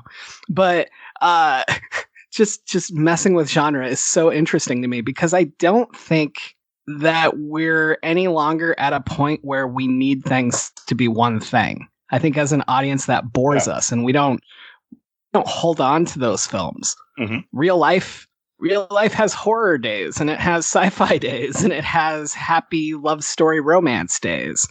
And that melding is real life. And I don't know, I'm just finding myself more and more attracted to all these genres mixed together for a story. Even with the sci-fi element, as far as including the romance, the horror, the social commentary that would be offered in this film, this is a perfect way to fit all those aspects of this time period. The Cold War, gender structure, race, with respect to the civil rights movement, the space race itself, the push for science, the homophobic nature in so many parts of the country, to the point where at this time being gay would be enough for you not to have to be fired from your job, which is what I'm assuming has happened with Giles with the art, and not just the idea of the technology, but with the ad agency. It was, maybe he came out and somebody was like, hey, we can't have you here. We can't have gays working here. But picking sci-fi as the backdrop of this film is perfect, because in the 50s and early 60s, that was one of the best ways to get your point across when you're trying to tell a story that's involving geopolitical relations. Or, in the world of comics, if you want to talk about the civil rights movement, we're not going to talk about, civil rights for Black people and including equality. What we're going to do is we're going to create something called the X-Men. They're going to be mutants, and there are people who don't like them because they happen to be mutants, and they're trying to get rights like everybody else. And then, 60 years later, people are trying to argue whether or not that was what was being done when the creator said that's what it was. But yet, having the creature from the Black Lagoon-ish used for this film is a great way to make that connection from the 50s and 60s cinema to talk about what's wrong in American society. And it's great to look at it from this film was made in 2017, came out in 2018, to talk about it looking back, because the lens that we have on it now is completely different than what we would have had if this film had come out, or this type of film had come out in the 60s. Like, Strickland would have been the hero, and Eliza would have been the victim. I mean, it would have been just like King Kong and whatever, I can't remember the name of the woman that King Kong takes. Yes. It would be the same setup where it's like she happens to be that monster's downfall, and it's Strickland who's a good guy because he's upholding order. Yeah, I tell you, so what you were saying, James, about that moment of complication, right, in movies. I think that's what I was talking about earlier with my kids, where they see movies that are older and the plots are simpler. Like, I was just going through and I'm mapping out this new book. And so what I did was I've actually taken a bunch of different, I look at a bunch of different plot points I've always written down for myself of movies that I've written, and other movies and any new movies, I just try to like go through and look, well, what's going on with story? And if you look through time, like, and you look back at sort of a story like Psycho, and then you look at Star Wars, and then you look at Guardians of the Galaxy, you look at these things and then you're like, wait, there's like 4 things going on at the first turn of the plot point. There's 4 different characters having, plot point moments, and they're going sometimes in different directions. I don't know if you know Jeff Gomez. Jeff Gomez is this really cool guy that helped design the backstory for Magic the Gathering and for James Cameron's Avatar world and a bunch of other things. But he wrote this very interesting article about how we used to be in this hero mode where the hero went from the standard hero's journey, right, based on the Odyssey and all of that, Campbell's whole thing. Sure. But now we're going more toward a collective journey where, if you look at, and this is like even how my first book in the Alexander X in Battle for Forever is a singular journey of really one character, and he has a couple other people with him. And then the second book, there's more characters. In the third book, there's even more characters coming together. And you look at the same thing in the MCU with Iron Man. Iron Man was a singular hero. And then fast forward, we've got the Avengers. And so I think complication, for anybody out there who's listening to this stuff, who are writers, I think complication is important. It's also a trap, because it's kind of that thing that if you don't know the rules, you can't break the rules really well. Mm-hmm. So if you can't do simple very well and you just try to make your shit complicated, you're going to get all fucked up and everybody's going to get confused. But it is something that I think everyone has to realize. When I first came out to Los Angeles and was writing screenplays, I was like, I can write as good as that movie. What I didn't realize is that, well, everybody can write that good, for the most part, because we've seen those movies. They they allowed us to see things and complicate things. I had to write something more like farther ahead, 5 years into the future, for something to sell. Do you know what I mean? Like, I couldn't write as good as something was happening today. And yes, of course, there are great movies that are always going to be great. You can still watch Casablanca and Citizen Kane and Star Wars and see, no matter how many years afterwards.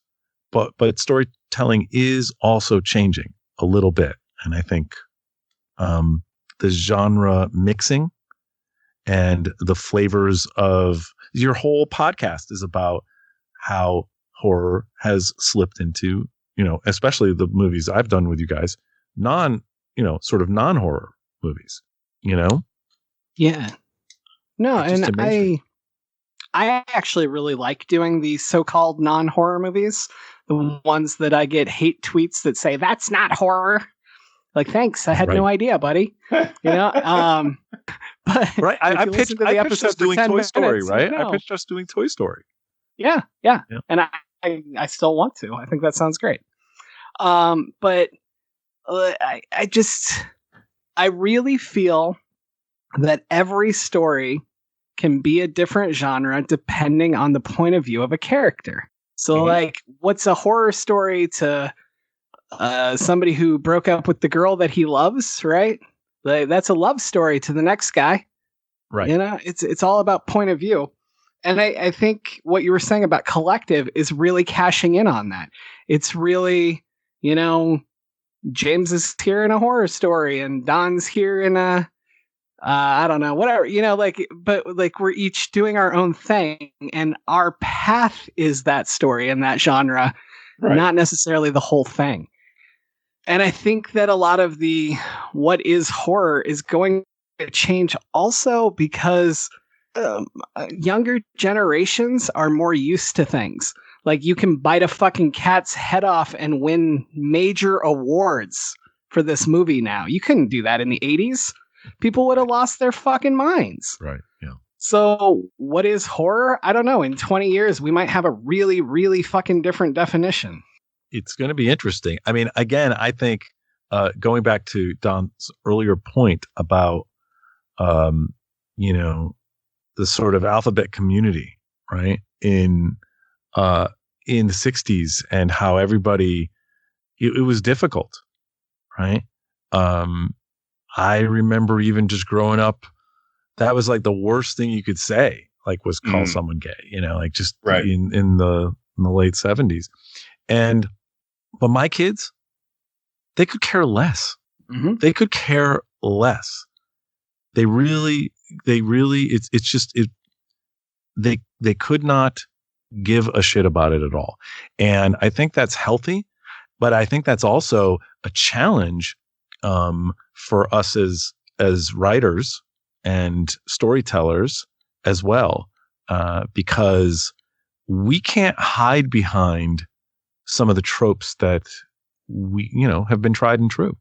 Because I was in a room on Clubhouse the other night, and we were discussing something about this, and I was saying that, in the early 80s, maybe 84, 85, I was at the LA Film Festival, and I was seeing a movie about Filipino. It was a Filipino movie.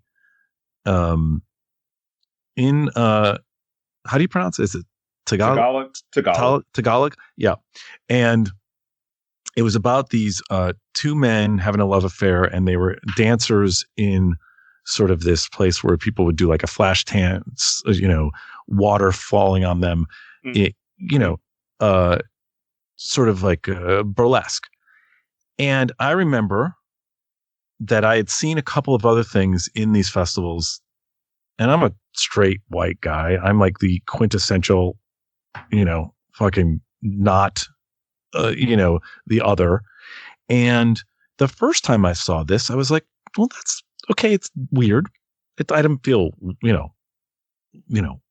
anything about it, but I was like, this is weird. And then I was like, 5 years later, after going to all these different things, you see this more. I think one of the healthy things is that when we didn't talk about this stuff, when people made PSAs about how you shouldn't be something, whatever it is, not only did we do a disservice to the people in general, right? But we also didn't allow other people to see. Like, I went to that movie, and I was like, the next year or something, there was another movie, and I was like with my girlfriend, and I was like, hey, this is a love story. This is a love story. And I could see it. And I think that's what's happening, with horror and with a lot of these genres, is that we have to expose people to differences. I mean, in San Francisco, where my kids grew up, it's not the same as in some parts of the country. It isn't. There's some parts of the country that are a decade, maybe more, maybe two behind. But I do think that entertainment, this is honestly, I mean, let's not get into politics, but this is honestly why some parts of this country do not like, quote unquote, Hollywood. It's not. Hollywood, by the way, doesn't really exist in Hollywood. It's everywhere. It's media. Yep. But this is why people don't like media, because we show the world what people really are. Right. And when you show people as they are, like this creature in this movie, only the assholes hate the creature in this movie because they got to know him. And that's kind of like what we're doing every day in entertainment, is putting this in front of people, putting reality in front of people, not to make people uncomfortable, to actually do the opposite. Make people comfortable. Allow them to see the world. That's honestly what a lot of people need, whether we're talking about sexual orientation, gender identity, race, nationality, or even religion. It comes down to being able to see people through a popular medium, whether it's television, film, or even in a book or even a radio program, right?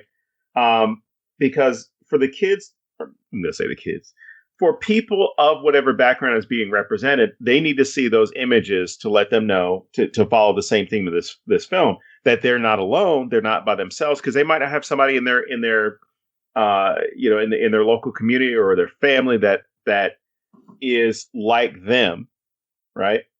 Or they may have very few people like them in their own community, and they need to see that. And more importantly, the people who don't see them need to see those images, of same-sex couples in healthy relationships, or not being used as a joke or a trope or anything like that. Interracial families, Black families, all these things that are out there that people can point to and say, like, that's not. I went to high school and we were talking about the Cosby Show. I mean, this is back when the Cosby Show was still on. I had a teacher tell me point blank, well, that show's not real because Black people don't have those types of lives. And meanwhile, I looked at her, I was like, what the fuck are you talking about? But I mean, this was in Georgia, and she made this statement as if it was fact. And you got to imagine, like, how many gay children, kids, teenagers that grow up not being able to see, I mean, for my generation, grew up not being able to see themselves on television or in movies. And now you've got a new generation where it's not an anomaly to see somebody of who's gay, who's trans, who has an accent. There are so many ways that things have changed, and I'm glad that you brought up the idea of there are certain places in this country that don't want that, because we saw that not too long ago with Beauty and the Beast. There was a kiss. There was a same-sex kiss, or as I like to call it, a kiss, a regular kiss, in the film, and there were places that did not want to show Beauty and the Beast because two men were kissing. and yeah, it's great, but I mean, but let's go to the most basic thing. Like, this is ignorance that we shouldn't allow, right? But the basic thing is that they're doing. I guess they see the writing on the wall, and the real truth is that the reason why these people feel this is because they haven't seen it, because they won't show that, right? And it is a self-fulfilling prophecy. And let me just say something, that right now, what's happening in entertainment, and I mean this in a positive way. This is not a political statement. The most positive thing that's going on in entertainment is that people of color, women, are gaining power and the ability to distribute their visions. And this was another thing that I was saying the other night, is that, there's some people that look like me that are afraid of that. And I don't understand. First of all, we have so many distribution channels. Why does it matter? Mm-hmm. You are not cutting me out by showing more things. You're actually getting more people involved in the entertainment community and creating more demand. That's the positive side. The negative side is that if we all go into our own tribes and only make like things that people that look or act or behave like us, are going to see, then we're also going to have some closing off as well. So we have to be careful as we move into this new era of expansion, and make sure that we don't just make what is that word? It's the Balkanization, right? Because it was the Balkans when everybody broke into their extremely specific cultures. But I'm excited by all this, and I know there's a lot of people, and I can tell you truthfully, as a person growing up, like, I didn't understand. I grew up in an all white community. I went to Howard University, with our current vice president. She was in my freshman class. I was the only white guy that lived on campus. Tell her I said hello, by the way. I will do that. But I mean, but but like I didn't know that this was an issue because no one ever told me it was an issue. I go back and see these pockets of places, and I'm shocked after living in San Francisco, like how backward some thinking is. And I don't mean this to be rude, but it's going to cost people financially. Mm-hmm. It really is. It's going to cost states and even economies if we can't get our shit together and kind of understand that people are people. These people have been here. They've always been here, and they're always going to be here. And until we really realize that, this movie is going to be shocking to some people that somebody was making out and having sex, like people could watch this movie, but they can't. I mean, can you imagine that there are people in this country that could watch this movie to see these two different, species having sex, but they don't want to have two men kissing, or a black woman and a white guy, or a white woman and a black guy kissing? Like, that's amazing to me. Yeah. It's James and I've talked about this before, but it's one of those, when you look at any of the fairy tales, which I mentioned Beauty and the Beast, where what was pointed out when that movie came out was, okay, you've got a theater or theaters claiming that they won't show this film because of two men kissing. Is this the live action version? The live action version. Okay. Yep. Said, but the movie is about bestiality when you get down to it. It's about a woman falling in love with a beast humanoid, but and it just goes down to the idea of it goes down to what people are willing to accept or what people are used to. Because I can imagine if Beauty and the Beast had no background, it had no story prior to a movie being made. There was no fairy tale, there was no Disney cartoon of it, there were no other adaptations. And somebody walked into a pitch meeting and said, "Hey, I got an idea for a story. This prince gets turned into a wolf-like creature, bear-like thing, and he locks up this woman in his house, and she falls in love with him. And then, you're either going to get thrown out of that meeting or they're going to hand you a shitload of money." But yeah, the first time that would have been seen, it would have been a little odd for some people to look at it and say, like, why is she falling in love with this bear dog thing? I forgot to mention the TV series with Ron Perlman. Yes. Well, speaking of monsters, I mean, Giles in the opening narration, he makes that comment about this basically saying this is a story, love story, blah blah blah, and there's a monster that tried to keep them apart. And I love the way he plays with that, and Del Toro plays with the way that you start to reframe and recenter monster as far as what our understanding is. Did he say keep them apart or try to tear the whole thing down? Try to tear them down. I'm sorry. Because I liked it because I think it would have given it away too much if it had been tear them apart. Right. But you're right. Like, because I kept wondering, when is the creature going to do that? And then I'm like, oh, I got it. The creature's the guy with the fingers falling off. Yeah. And what's really crazy is Strickland, he makes those comments. I mean, aside from his sexual comments and his woman hating comments, especially with Zelda when he finds out her middle name is Delilah, and she's all proud. She's like, my mom got it gave it to me. It's from the Bible. And he's like, oh yeah, I understand Delilah. She betrayed Samson, cut off his hair. And I'm sitting there like, I just love Octavia Spencer because in any film that she's in, when there's a moment of trouble, she has this look on her face, like the looks. It's like, oh shit, I shouldn't have said that. Oh shit, I shouldn't have done that. So when I think of her in this film and the film Ma and a few other ones, there's that same moment of, fuck, I shouldn't have said that. But she doesn't have to say a word. She sells you on this idea that she's in trouble. And Michael Shannon, countering her, does the same thing where he tells her this whole story about Delilah cutting Samson's hair and that she was the downfall of him. But then when they reconnect, he tells her the rest of the story and has that moment where he says, Samson gained his strength back and he begged the Lord for his strength and he tore the temple down. And he gives this whole thing about like, I'm going to bring it all down on you. I'm going to bring the whole thing down. which then goes back to what Giles had said at the beginning about this monster that was going to tear everything down. And it's just beautifully included. It's beautifully woven into this story to where, as an audience member, you're forced to ask the question about what actually makes a monster. Is it this appearance that this outward appearance that we associate with ugliness, or something that's going to be revolting to look at?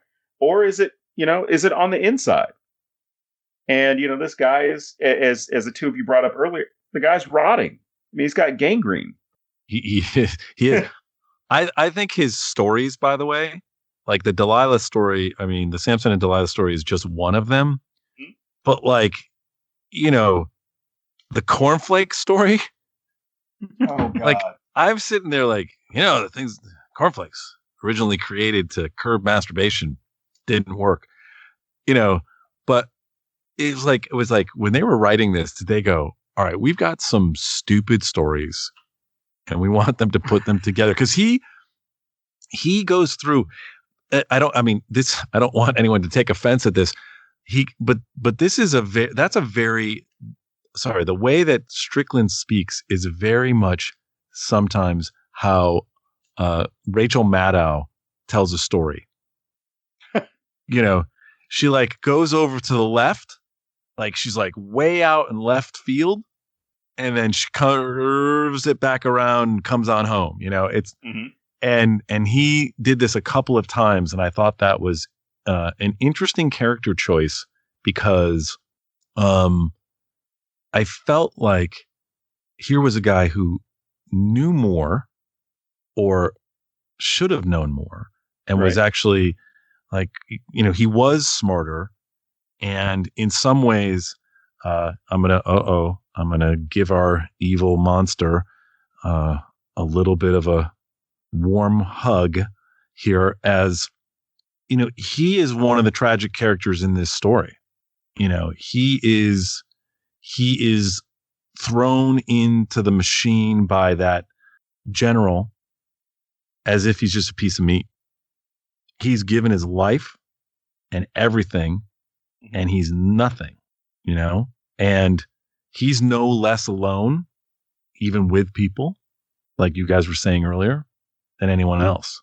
And that's why I think he's a good, bad character. And it even seems like he's trying to find all these other things to, I guess, fill that void of with him being alone. Yeah, he's trying to find something, whether it's the car or with his fan, or even this idea of like, when I'm done here, I'm going to finally settle down, and my family's going to settle down in a nice place.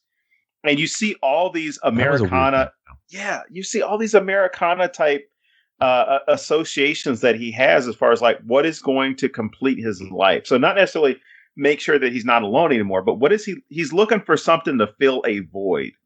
And it's not the car, it's not the house, it's not his family. I mean, he obviously doesn't look happy to be in that family. It seems as though this is one of those things that I'm going to probably misquote the book or let's misname the book, but it was about like Through the Plate Glass Window. And it was talking about looking at the 1950s through early 1960s families, and this presentation that you see it, but you see the surface of what's there. You don't see all the problems. You don't see the alcoholic mothers, the drug usage that's taking place, the abuse, both physical and sexual, that's taking place in these homes. Because as you would drive through these neighborhoods, you would see what looks like a Norman Rockwell type painting that's giving an idea of like, oh man, they've got such a nice family. And you just see them talking around the dinner table and things like that, but you don't hear the conversation. So, the mom and dad could be arguing about something, or, they could be chastising the kid, or the kid could be a complete asshole and talking back to the parents, or whatever's going on. But there's this image that gets created about what you're supposed to be, how you're supposed to conduct yourself. And it seems as though, Michael Shannon's character Strickland has fallen victim to that, because there are all these things he's supposed to do at work to get the job done.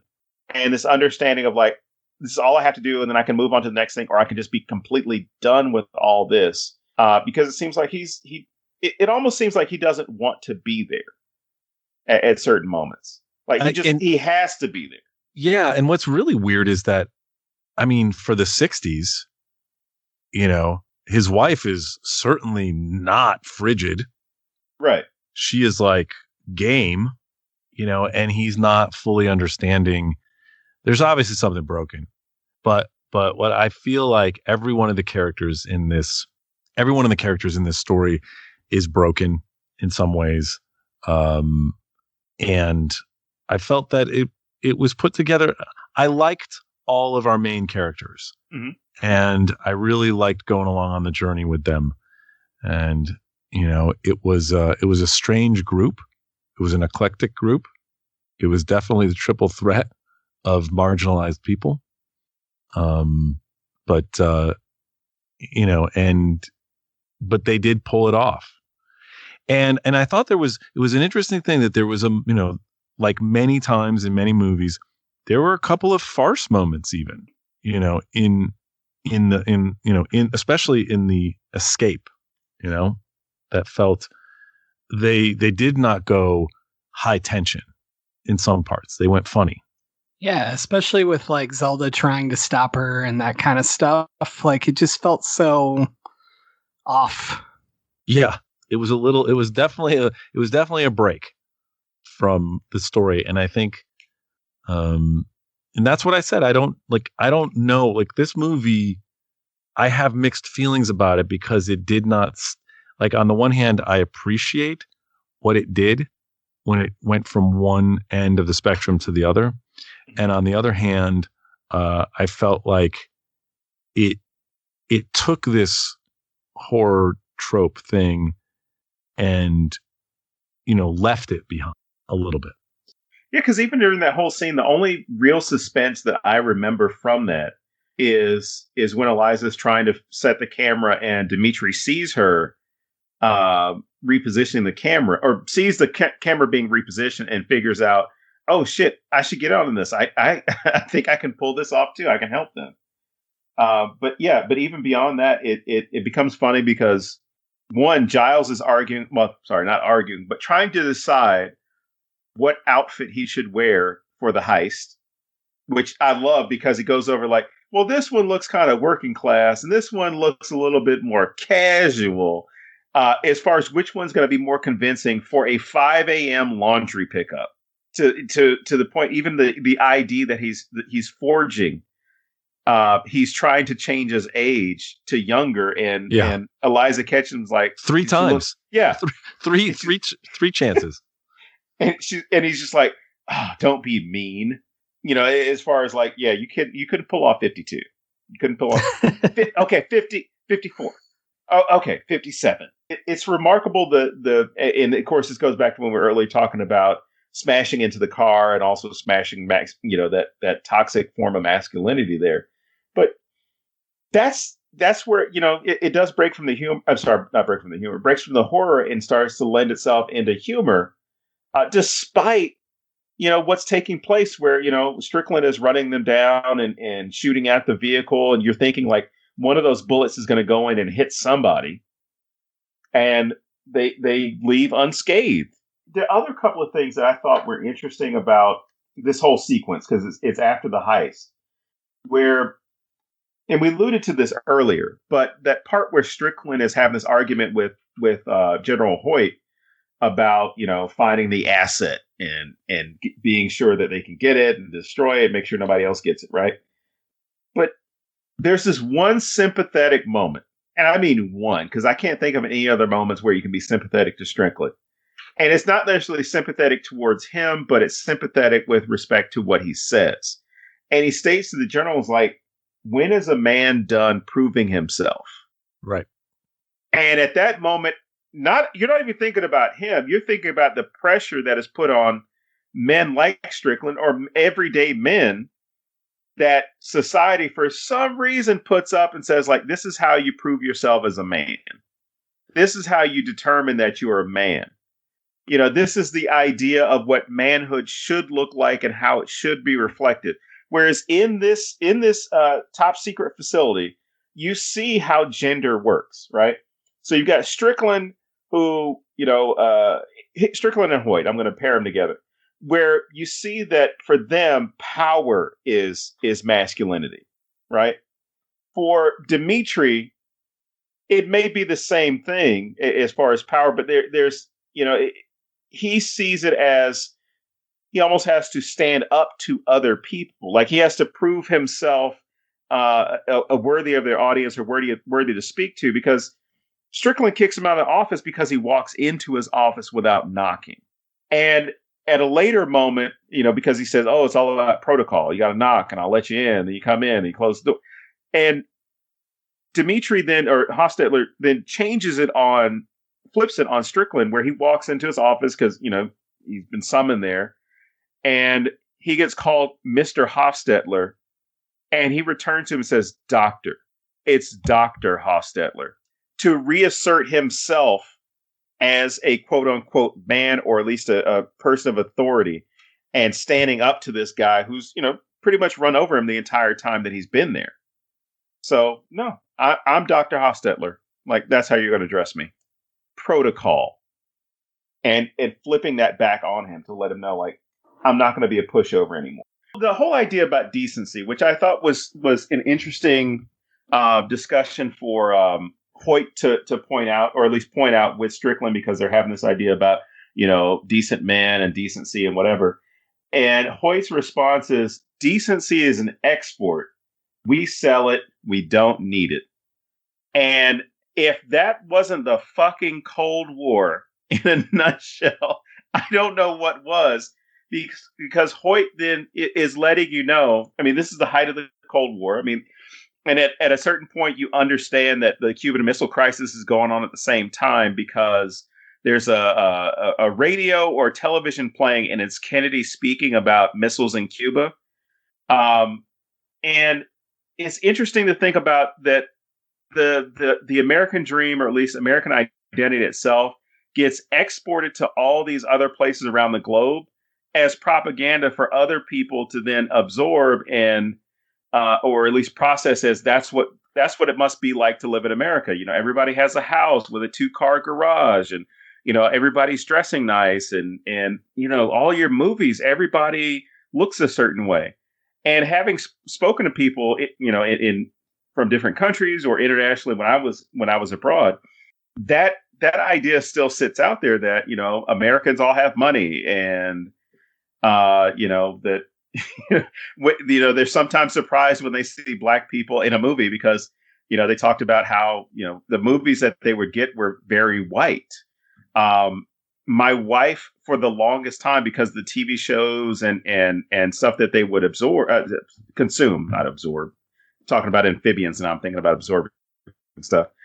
But she said the TV shows and movies that they watched in Mexico when she was a kid, she thought that all Americans slept, all American married couples slept in separate beds, because the movies and TV shows that they all got featured couples in the Jack and Jill beds. So I found it interesting that Hoyt would have this statement about, that's what decency is. Like, I don't give a shit. Like, that's not for us. That's for everybody else to believe about us. What did the two of you think about that? Yeah, I mean, I think that definitely people had this idea of the cowboy image. If they did watch movies about us, they were definitely about 30, 40 years behind. And, my grandparents did have 2 beds, but my parents did not. And it is interesting how people have these views of these things. I think that I really am glad that we did this for the 100th episode for you, Don, because I think you have a lot on this. I think you really do have a lot to say about this movie, and I thought you brought a lot here that I didn't think of even while I was watching it. And, I might have to go back again one more time, in a month or so and take a look at it. I'm going to have to watch it again as Giles, as the narrator. No shit. So I'm going to have to look for a lot of stuff in this movie that I didn't think about before.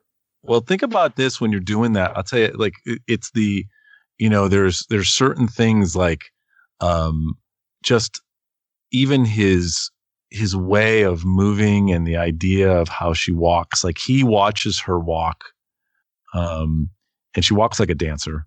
You know, so she's got that thing. But I did like earlier when you mentioned how he couldn't even get up the courage to go talk to this man, you know, and tell him the truth. Right. And, you know, I mean, that pie, you know, and see, here's the thing. Here's the one thing that I felt weird about. Okay. One thing I felt weird about, which is that pie was so bad.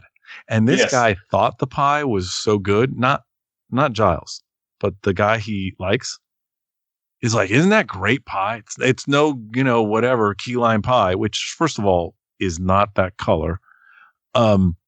It's like, I would have just been like, oh God, I can't date you. Even if you were gay. I mean, if you thought this pie was good, I mean, how can you possibly do that? You know, what have you been putting in your mouth that you think is good, you know, other than this? I mean, it's just, I don't know. I thought Giles was a tragic character. And that's another reason why I think he tells his story because, you know, I think someone else telling this story would be a little bit, I would leave out some of that part. I don't know. I mean, he's so tragic. And he's got such bad instincts. He has bad instincts. Like, I love the moment when he gets up to the guard and he's like, I'm really bad at this. I mean, there wasn't even stress yet, you know, and it was like, hold on, ring, you know, can I see your ID? I'm not really good at this. And you're terrible at picking up laundry. Terrible. I mean, I'm new. It's so bad. I just thought, wow, you know, this is the worst. You made a terrible, terrible choice, Eliza, with your team. I mean, I want Zelda. Zelda's like, okay. I do like that one moment when Zelda and Eliza are doing the push pull with the cart, and Zelda has that moment of, fuck it, all right, we're doing this, you know, and she finally is like, come on, this way. And you know, my curiosity with Zelda in that moment is she concerned about getting in trouble as far as criminally, or is she worried about possibly losing her job? I thought, like, my feeling is, I mean, maybe it's all those things too, but you know, here's the thing, you know, again, this woman is in love with this, you know, intelligent being, but Giles is like, it's a wild animal. Mm-hmm.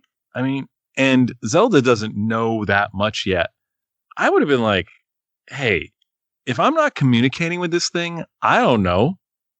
Right. You know, I don't know. Should this thing be out and about? I don't, you know, my family's out here. I don't know. I also thought it was interesting that the doctor was a prime, cog in the wheel in the escape, where if he hadn't come on board, they wouldn't have been able to do any of it. And it's like, you guys, like, literally, this is the worst plan you've had, because if this guy doesn't do, you know, the lights shutting off, and by the way, I just want to know, whatever company they're using to fix their junction box, I want their number because that thing melted all the way through and then got fixed, you know, in about 2 minutes, 3 minutes. So they did a great job. I need the number. You just text me, and because I got some work, I got some power issues. I got some work I need done. Yeah, it was just great. But I mean, I was like, wait, how do the lights turn back on? That thing just burned through everything. Oh, yeah, you know, we're like NASA. We got redundancy. We got a second. Oh, did somebody light off another Israeli popper? That's the third time this That's the third time this week. I love how he's like, these Russians, they hate the Jews, but they can't get enough of their toys, you know? Like, it was great. It was great. Like, you're just like, wow, okay, let's layer a little bit more on that. Right. All right. Well, I'm done with this. Cool. On my end. Yeah. All I have are the movies. Cool. Let's do it. So at this point, we usually do a little, if people liked this, what else should they watch? And we've added that since you were last here. So since I blindsided you with it, you don't have to go first. So I'll go first because I actually have some this week. Uh-oh. And so obviously it's Del Toro. So you got to go Crimson Peak because it looks amazing. and I like the story, but it looks amazing, and that's one of my big takeaways from Shape of Water. If Pan's Labyrinth, like it's an ungodly awesome film to me. So definitely have to go there. And then my big one is Gods and Monsters, because it is basically the story of Giles, only it's a real person. I do not remember his name. I want to say his last name is Whale. He wrote a lot of the creature features back in the day. And that Gods and Monsters follows how he aged out and wasn't allowed to do it anymore, and he was gay, and that's basically Giles's story. Also, did you know that Giles's part was written for Ian McKellen? I thought that was interesting. Interesting. I could really see like Ian doing the narration as well. My final one's just here to be here. It's the story of Ruth, and I threw it in here because it's the movie they're watching in the theater down below. That is, I wondered, like, I kept going, is that a real movie? Because it looked kind of like, is Cleopatra, or are they making fun of Cleopatra? I can't tell. Like, I wasn't sure. That's very cool. I was not sure that was real. I have not seen it, but I read a little bit about it, and it sounds like it has some similar themes of trying to find your family and your connection to society and that sort of thing. Anyway. All right. I'm going to go before someone steals mine.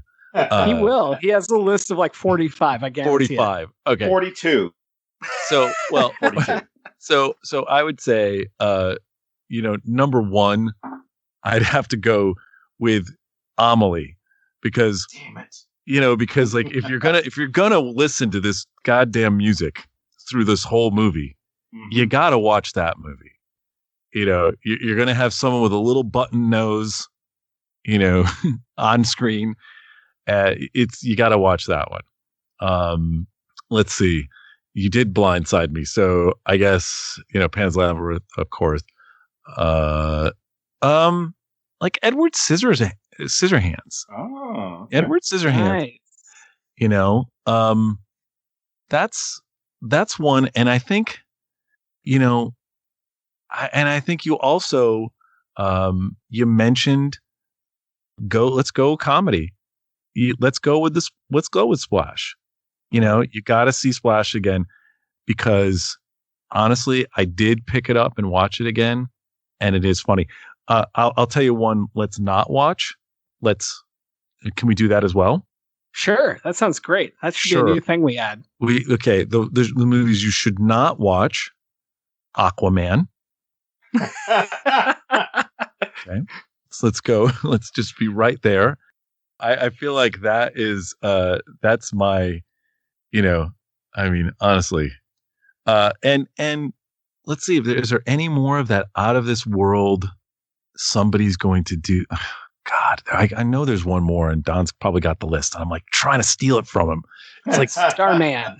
Oh no, yeah. I feel like Starman, yeah, absolutely. But I feel like Starman, Starman, Galaxy of the Guardians of the Galaxy 2. You're right. It was like great stunt casting, right? Perfect stunt casting with that. All right. So they could have been brothers, but they're not. Okay. I think I'm out. I think. All right. Here we go. Avatar. Nice. Now I'm putting movies that would fit in with this, either horror, comedically, the same themes, that whole idea of trying to find your place. I mentioned Beauty and the Beast. You guys stole Pan's Labyrinth and Splash and Amelie from me. Let's see. That's how he got to 42. Yeah. So I've also, strangely enough, I have Schindler's List in this. Ooh. This idea of trying to save someone. This idea of trying to save someone that you're, I wouldn't even say the whole falling in love thing. There's no real love story there. But with Oscar Schindler understanding like he can do something to spare these people from the fate that he knows is awaiting for them. So when Eliza figures out that they're going to kill the amphibious creature, she's like, no, I have to save him. And there's a great line in the film, and not in Schindler's List, but in this film, where she's arguing with Giles, and he says, "Oh, we're nothing. He's not even human." And she responds with, "If we do nothing, neither are we."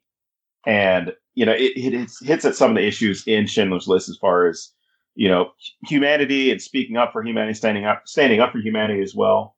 Don't laugh, but big fish, because I've got that one for the fish thing, but then also for the narration and how I have not. I have that. I own that, and I have not seen it yet. Oh, it's decent. I'm wondering how well it would hold up, but it's kind of the same thing. It's a story where, based off the perspective, kind of like you were talking about the underground, as far as the idea of the dad is trying to fight all these people in the underground, the criminal underground. It plays off of language and how you would have heard stories as a kid, based off the language that your dad would have chosen to include with that, and the way that we kind of think about language. I think it's a brilliant story, and James would love the fact that it's a love story as well. I've seen it. Okay. Moonlight, I would include because it's a film that discusses LGBTQ issues and the idea of being alone and being afraid to actually address it, which the lead character changes because it's over different ages. But it's not until adulthood that this young man can come forward and speak his truth to someone that he's interested in. And you see how he's so tortured by that. I don't want to ruin anything for anybody who hasn't seen the movie. It was well worth the Oscar. Unfortunately, they announced La La Land erroneously before they gave the Oscar or handed the Oscar over to Barry Jenkins. Get Out is definitely one that I would include for obvious reasons. I hate to say this because it has Kevin Spacey in it, but it's still a good movie. American Beauty. Because these are very good directors, Mexican-American directors and productions, I would say include in this Birdman. Again, the whole theme of trying to find your place. Roma, I think it was nominated for an Oscar a couple of years ago. And some older films. Don't forget Tigers Are Not Afraid. Yes, you should definitely throw that in here. Yes, thank you. Modern Times with Charlie Chaplin. Again, trying to find your place. And a film that not too many people are acquainted with nowadays, but an actress that everyone should know and watch her work, which is Klondike Annie, starring Mae West. She's running away. There are people who are trying to save her, or at least people that are trying to make her befall some type of fate. But it's very well done, and I hate saying that for an old movie, but it's a movie that I think a lot of it ages well. It ages very well. It would age even more if it hadn't been so heavily censored when it came out. You can't show a woman killing a man. But that's all I have. Those are some good movies to go see. All right. There you go. As we're winding down on the pandemic, I basically threw a grenade into a room the other night when I brought up to one of in the room was someone who was a big executive at Netflix, and I asked if movies were going to come back, or was the pandemic going to change storytelling in some ways, or at least the medium. And people were like, because I'm a movie guy, even though I write books, but yeah, that's how I started. And so everybody's like, no, movies are coming back. They're coming back. They're coming back. And this executive from Netflix is like, well, they're going to have other ways to look at it. So I want to see some movies on a big screen. And if, one of the things I think we should really, how we can get people back in the movie theaters when we do is we need to show some of these older movies that are just great. Like I saw when they were opening up a new movie theater down in Los Angeles, that in one part that was part of the back lot of Fox, they showed only Fox movies for $1. Nice. in this for the first 2 weeks that it was open. And they had everything. And I saw Sound of Music on a big screen. I saw the original Alien on a big screen. Wow. All of this stuff. I saw, of course, the Star Wars movies, but I had seen those in the movie theater. But all these great movies, I remember watching in a movie theater, Lawrence of Arabia on the big screen, like 70 millimeter. It was just fantastic. I think that will get a bunch of people in. Not just, a couple more Marvel movies maybe, but that'll do it. So, and that's a great way to at least transition back into it, is to give people a chance to see a lot of those. I wouldn't say hard to get films, but even if it shows up on your Netflix, sometimes you're not going to watch it. But if it's an issue of, hey, I'm going to be able to see this on the big screen as opposed to, on my laptop or, have you ever tried to watch Lawrence of Arabia on your phone? I have not. Definitely. It does not have quite the same grandeur. Even with, I'll plug Apple here for a moment, even with the great, and powerful, immersive sound they have now, it's just, you can't, with the new headphones and stuff like that, it's just not the same. And my big thing thing that I want going forward with movies in theaters, I want more like horror nights where you show older like slashers and shit. And it's completely like a Rocky Horror showing. Like, you're supposed to go in and be loud and crazy. And I think we're all seeking that community again, and that joy of watching shit with others. And so if I had one thing to take away from films, I don't want to have talking at every film, but I would like more like some kind of designation, like this showing is a speak your mind and this showing is a shut the fuck up and let us watch this new film. Something like that. I think that would be a really good way to get people back as well, because you get that communal aspect. I think you can do that, and it would be even, now that everything's digital, right? 99.9% of all movie theaters are digital. Mm-hmm. They made them be that way. Saves them 75, $30 to $75 million just in prints. That's crazy. It is nutty.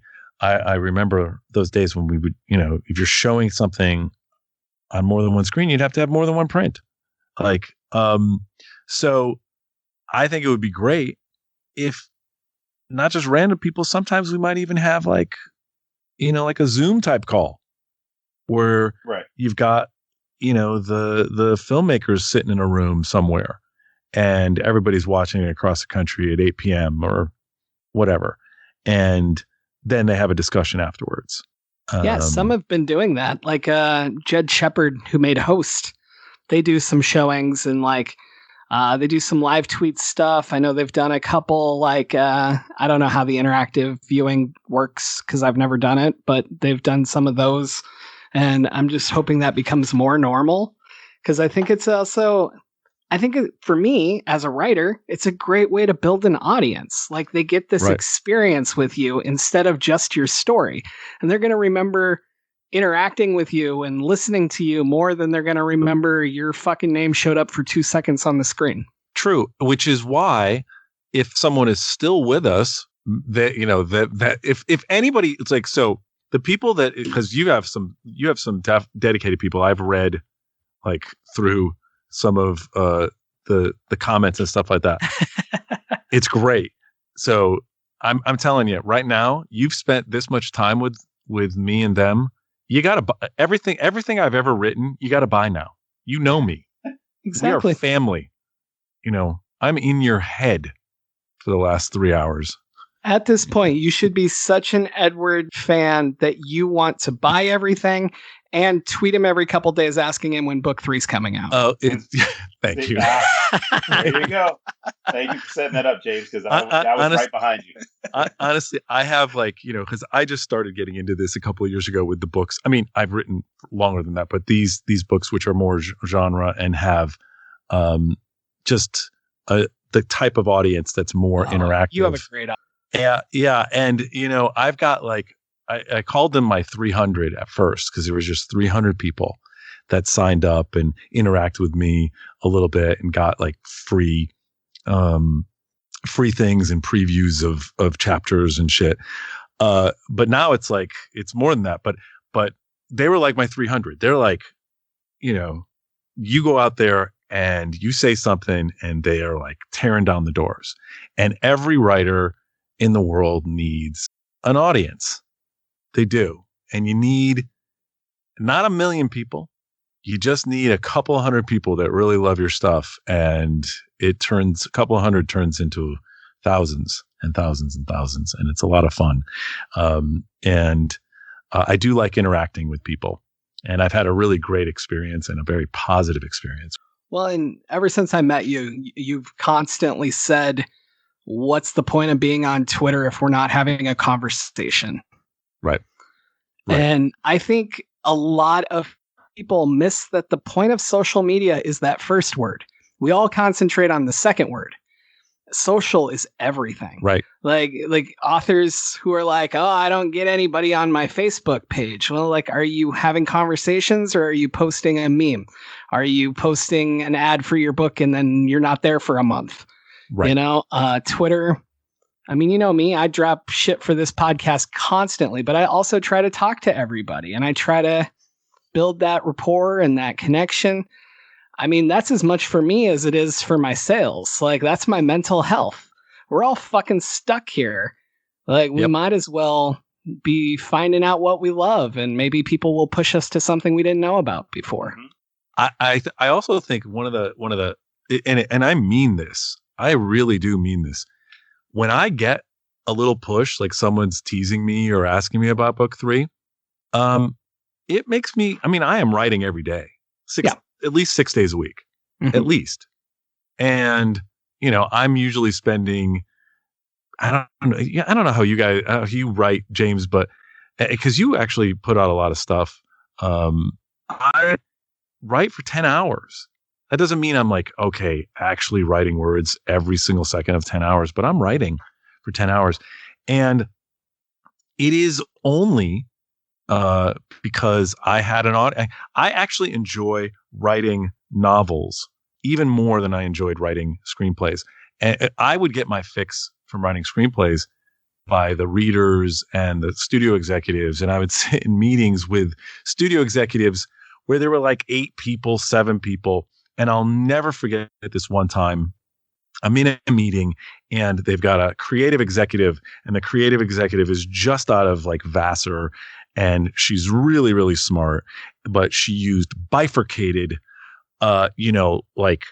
in her notes that we got before the meeting. She kept using that the plot was bifurcated. And I used the word bifurcated about 36 times in the meeting, I mean, with everything, with just, when you bifurcate, banana, sometimes, and afterwards the head of Sony Pictures, the president of Sony was in the meeting, and she's like, you gotta lay off. Okay, you just gotta lay off. It's just, she's new. Just lay off. So that was my audience before. Now I'm actually talking to real people, and, screenwriters don't usually, we don't usually talk to the people in the seats, Yeah. They talk to the directors really more than they talk to the writers. By the way, we talked about one thing before we go and do the final. We talked about one thing earlier where we were talking about transitioning from a book to a movie. And there is one book in the world that I think is the most perfect translation of a book to a movie. Can you guess which one that is? I have my personal feeling on what one is, but I don't feel that you would have chosen the same thing. What's yours? Mine Mine is The Shawshank Redemption. Oh, that's a good one. It's a very good one. Don, do you have a good guess? Like the big changes are like the Nope. beer is cold instead of hot, and that's Yep. like it. Yep. It's definitely none of the Harry Potter books. No. Red is different. That's it. That's about it. They changed red in Shawshank. True.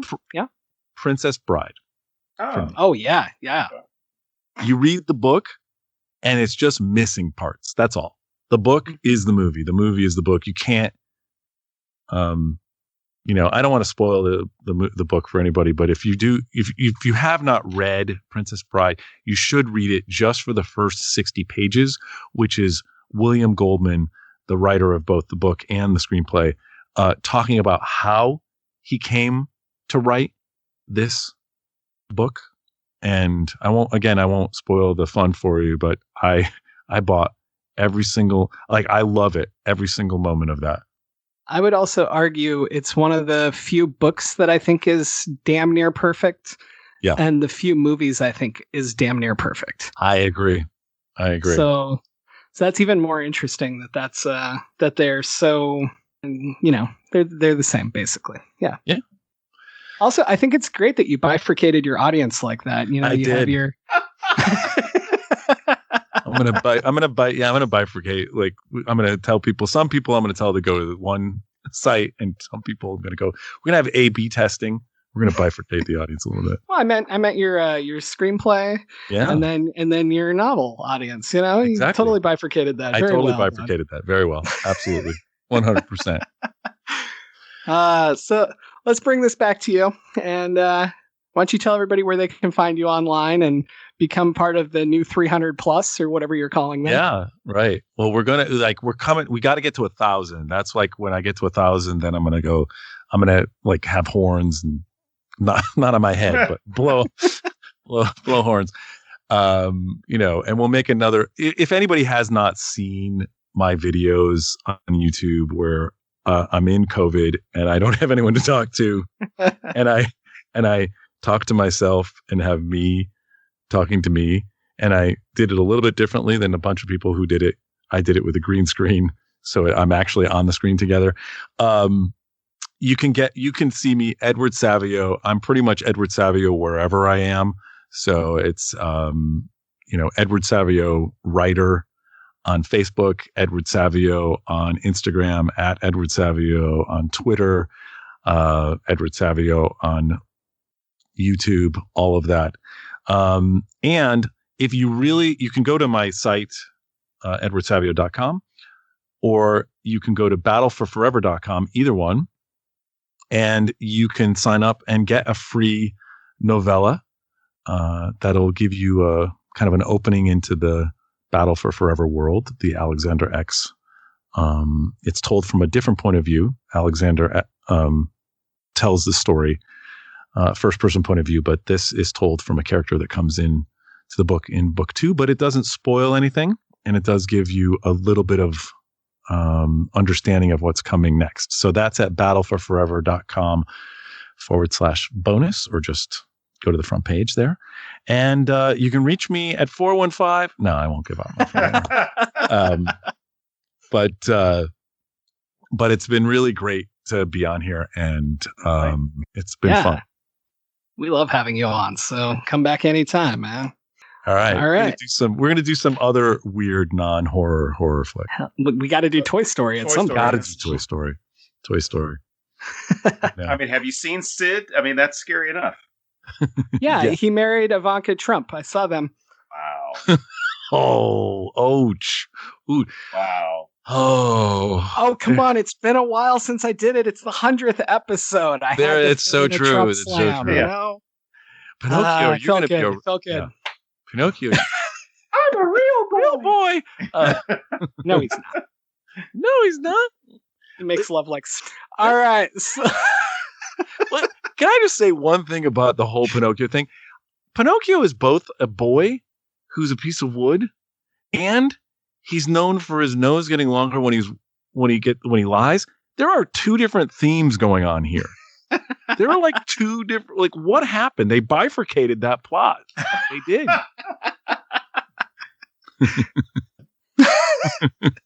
All right. Well, All I right. think that wraps it up for this week. That's 100 episodes. Thank you all for tuning in, whether it's been just this episode or all of them. This show means a lot to me, and it's kept me going through COVID. And yeah. And in 100 episodes, Don gets to pick his next movie. No, we're going to cut it down to the next 50. We're going to cut it down to 50. Woo! All right. And since James started getting all emotional. Did not? You don't know. Yes, you did. I know you well enough. I'm like, let me go ahead and jump in here. Yeah, seriously, thank you, everybody who's been listening, who's been putting up with James's horrible jokes and all of my historical references and book recommendations. And definitely thank you to everyone who's been on the show, including you two, Edward Savio. Thank you for coming on several times. Both and of me. And definitely, yes, both of you. You bifurcated yourself. I did. But Google's like, why do people keep looking up this word? Yeah. Oh. Why is this trending? Trending in your area.